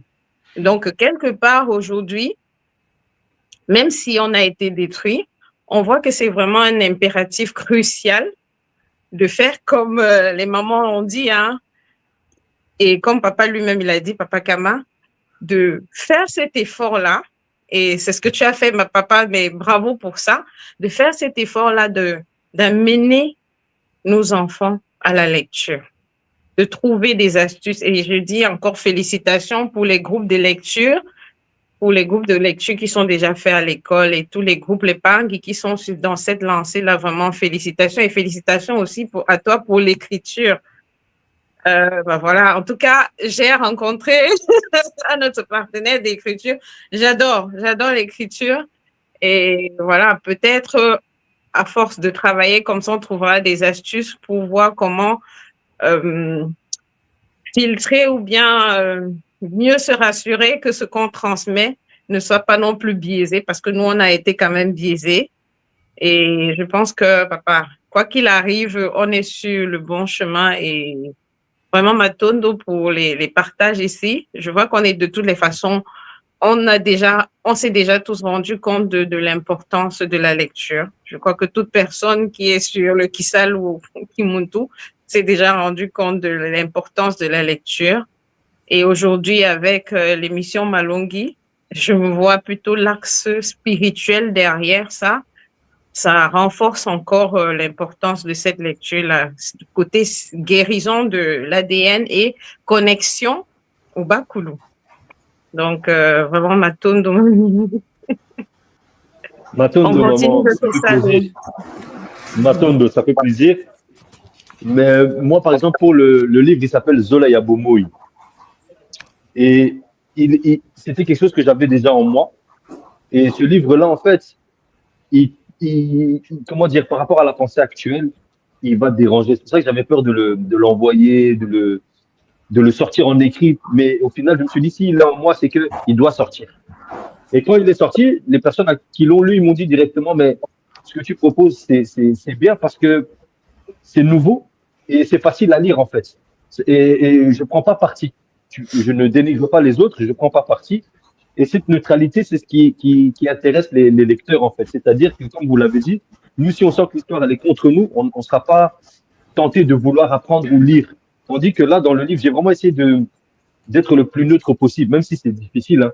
Mais c'était le point central que j'ai cherché, c'est la neutralité, afin de ne pas prendre parti, pas prendre de camp, et de juste dévoiler comment je ressens le Zola et comment je l'ai vécu, et comment je le véhicule, et comment je le conçois. Ah, Matondo, papa, Matondo. Envoie à la fédération, moi j'ai hâte de découvrir. On a hâte de voir la suite. C'est que 44 pages. Et je ne voulais pas aller sur des gros livres. C'est comme tout le monde l'a dit, même moi, si vous me donnez un livre de 500 pages ou un livre de 44 pages, moi-même, je vais être franc, je vais aller sur 44 pages. Ah, d'accord, papa. C'est une réalité. Après avoir lu les 44 pages, on peut prendre goût et lire les 800 pages. Donc...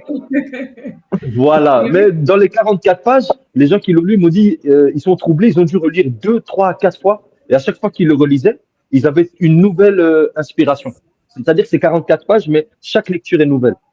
C'est pas 44 pages qui restent la même chose. Matondo. Je crois que là, nous allons à la fin de notre Kabula. Je vais rappeler Mpangi de se rapprocher du groupe Malongi sur le site de l'école, sur kimuntu.com, pour obtenir les pratiques, parce qu'il y a des pratiques qui devaient être publiées aujourd'hui, tout moi à partager. Donc, ce sera mis sur le site Malongi, sur le site de l'école. Donc, n'hésitez pas, n'oubliez pas de différents tours et d'avoir accès au PDF. Parce que tout ce qu'il nous a proposé, il n'y a pas de fatalité, donc il y a toujours une solution. Et tout nous propose beaucoup de solutions, beaucoup de pratiques pour pouvoir transmuter notre réalité. Donc, je vais demander à chacun de dire quelques mots de fin. Donc, je commence par toi, papa. Qu'est-ce que tu nous dis, quelques mots pour clôturer ce Kabula? Je clôturerai ce Kabula en remerciant la vibration du Zola de nous réunir dans une réalité qui nous ressemble plus, qui nous rassemble, qui nous unit et qui nous permet de comprendre l'autre qui est différent. Parce que la différence de l'autre fait ce que nous sommes. Et c'est la somme de cette totalité qui fera un monde meilleur. Matondo. Matondo, papa. Matondo, Mamengi. C'est magnifique. Maman China? Alors, moi, je dirais stop aux bonnes pleurnichards. Donc, je répète ce que tout le monde a dit il y a quelque temps. On arrête de pleurer. C'est bon, ça va. Si tu es attaqué, ben attaquer, mais attaquer, ça veut dire que tu dois être bien fort, bien costaud. Donc, réveiller ça. Et puis, réveiller, moi, j'avais inventé, parce que j'aime beaucoup écrire également. J'écris sur tout. Et réveiller le mode écriturienne. Donc, c'est un mot que j'ai pas inventé, mais bon, c'est une inspiration. Le mode écriturien et écriturienne. Voilà. Ah oui, ah, c'est ça, maman. Comme tout le monde nous l'a dit aujourd'hui, hein, il faut aller dans notre ADN, activer ce que nous-mêmes vous avons besoin, ce qui est important. Ne pas laisser que ce soit les autres qui activent en nous ce qui n'est pas bon pour nous. Donc, nous avons tout en nous. Comme papa Kama le disait tout à l'heure, il aime écrire, il ne sait pas pourquoi. Nous, tout est en nous. Hein? Donc, activons en nous ce qui est magnifique, en fait, ce qui a toujours été en nous, ce qui est bien pour notre évolution. Donc, allons activer dans notre ADN ce que nous voulons manifester. Et c'est ce que l'école, par ce Kaboula et par tous les cours que nous apprenons à l'école, c'est ce que l'école nous montre. L'école nous apprend comment aller activer ce qui est magnifique, ce dont nous avons besoin pour pouvoir transmuter notre réalité. Ah, Matondo, maman. Ngaoli, qu'est-ce que tu nous dis, maman? Pour clôturer, j'aimerais tout simplement mettre l'accent sur ce que Ntoumwa a dit. Aller découvrir ce que nos Pangui de la même matrice, les cadeaux que les Pangui de la même matrice ont laissés sur Mamantoto. Allons découvrir pour nous nourrir. On a besoin de ça. Et nourrir notre communauté, c'est donner le Zola à notre communauté afin de pouvoir aussi donner le Zola à d'autres communautés.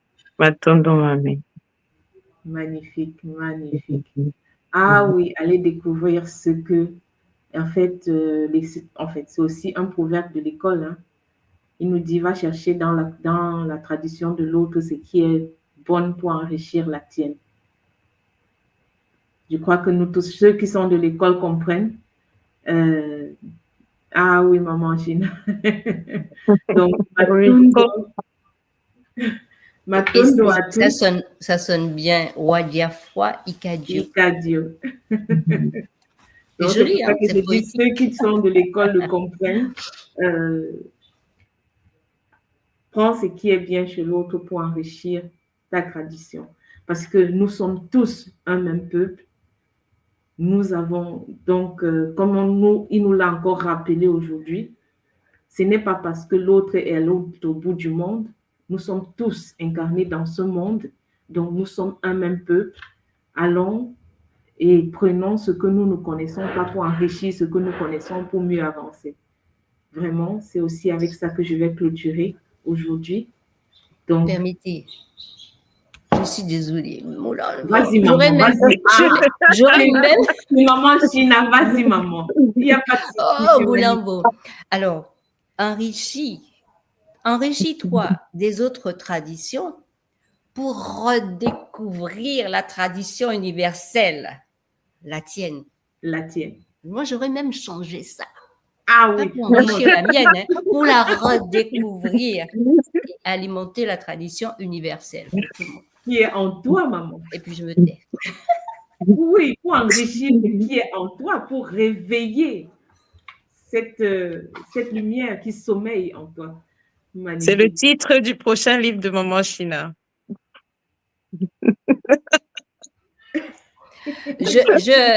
Donc je m'y attelle. Je m'y attelle. Okay. Matondo Amingi, c'est par ce dernier mot de Maman China que nous allons clôturer. Donc, Wadiafwa Ikadio. Ça, c'est quelque chose que nous apprenons à l'école, ce que nous intégrons et qui nous fait beaucoup de bien. Et par ces mots, nous allons clôturer au nom de la source divine unique ce Kabula. Matondo à vous qui avez été là aujourd'hui. Matondo à tous ceux qui vont suivre par la suite. Zola, on se revoit mardi prochain dans le cadre de Malungi. Mais sinon, les autres jours, avec les nouveaux programmes que l'école propose, que la tradition Congo propose, n'hésitez pas, donc soyez alerte, regardez les diffusions et vous allez découvrir les nouveaux programmes que la tradition Congo va présenter. Matondo à tous et Zola, Zola, Zola.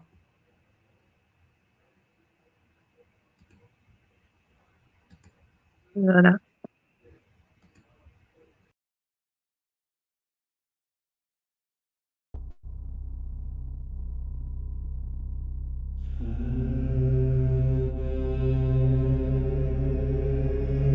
Tu crois que la sorcellerie, c'est un mythe, un délire de vieux? Non. Elle est là, silencieuse, invisible, présente dans ton quotidien.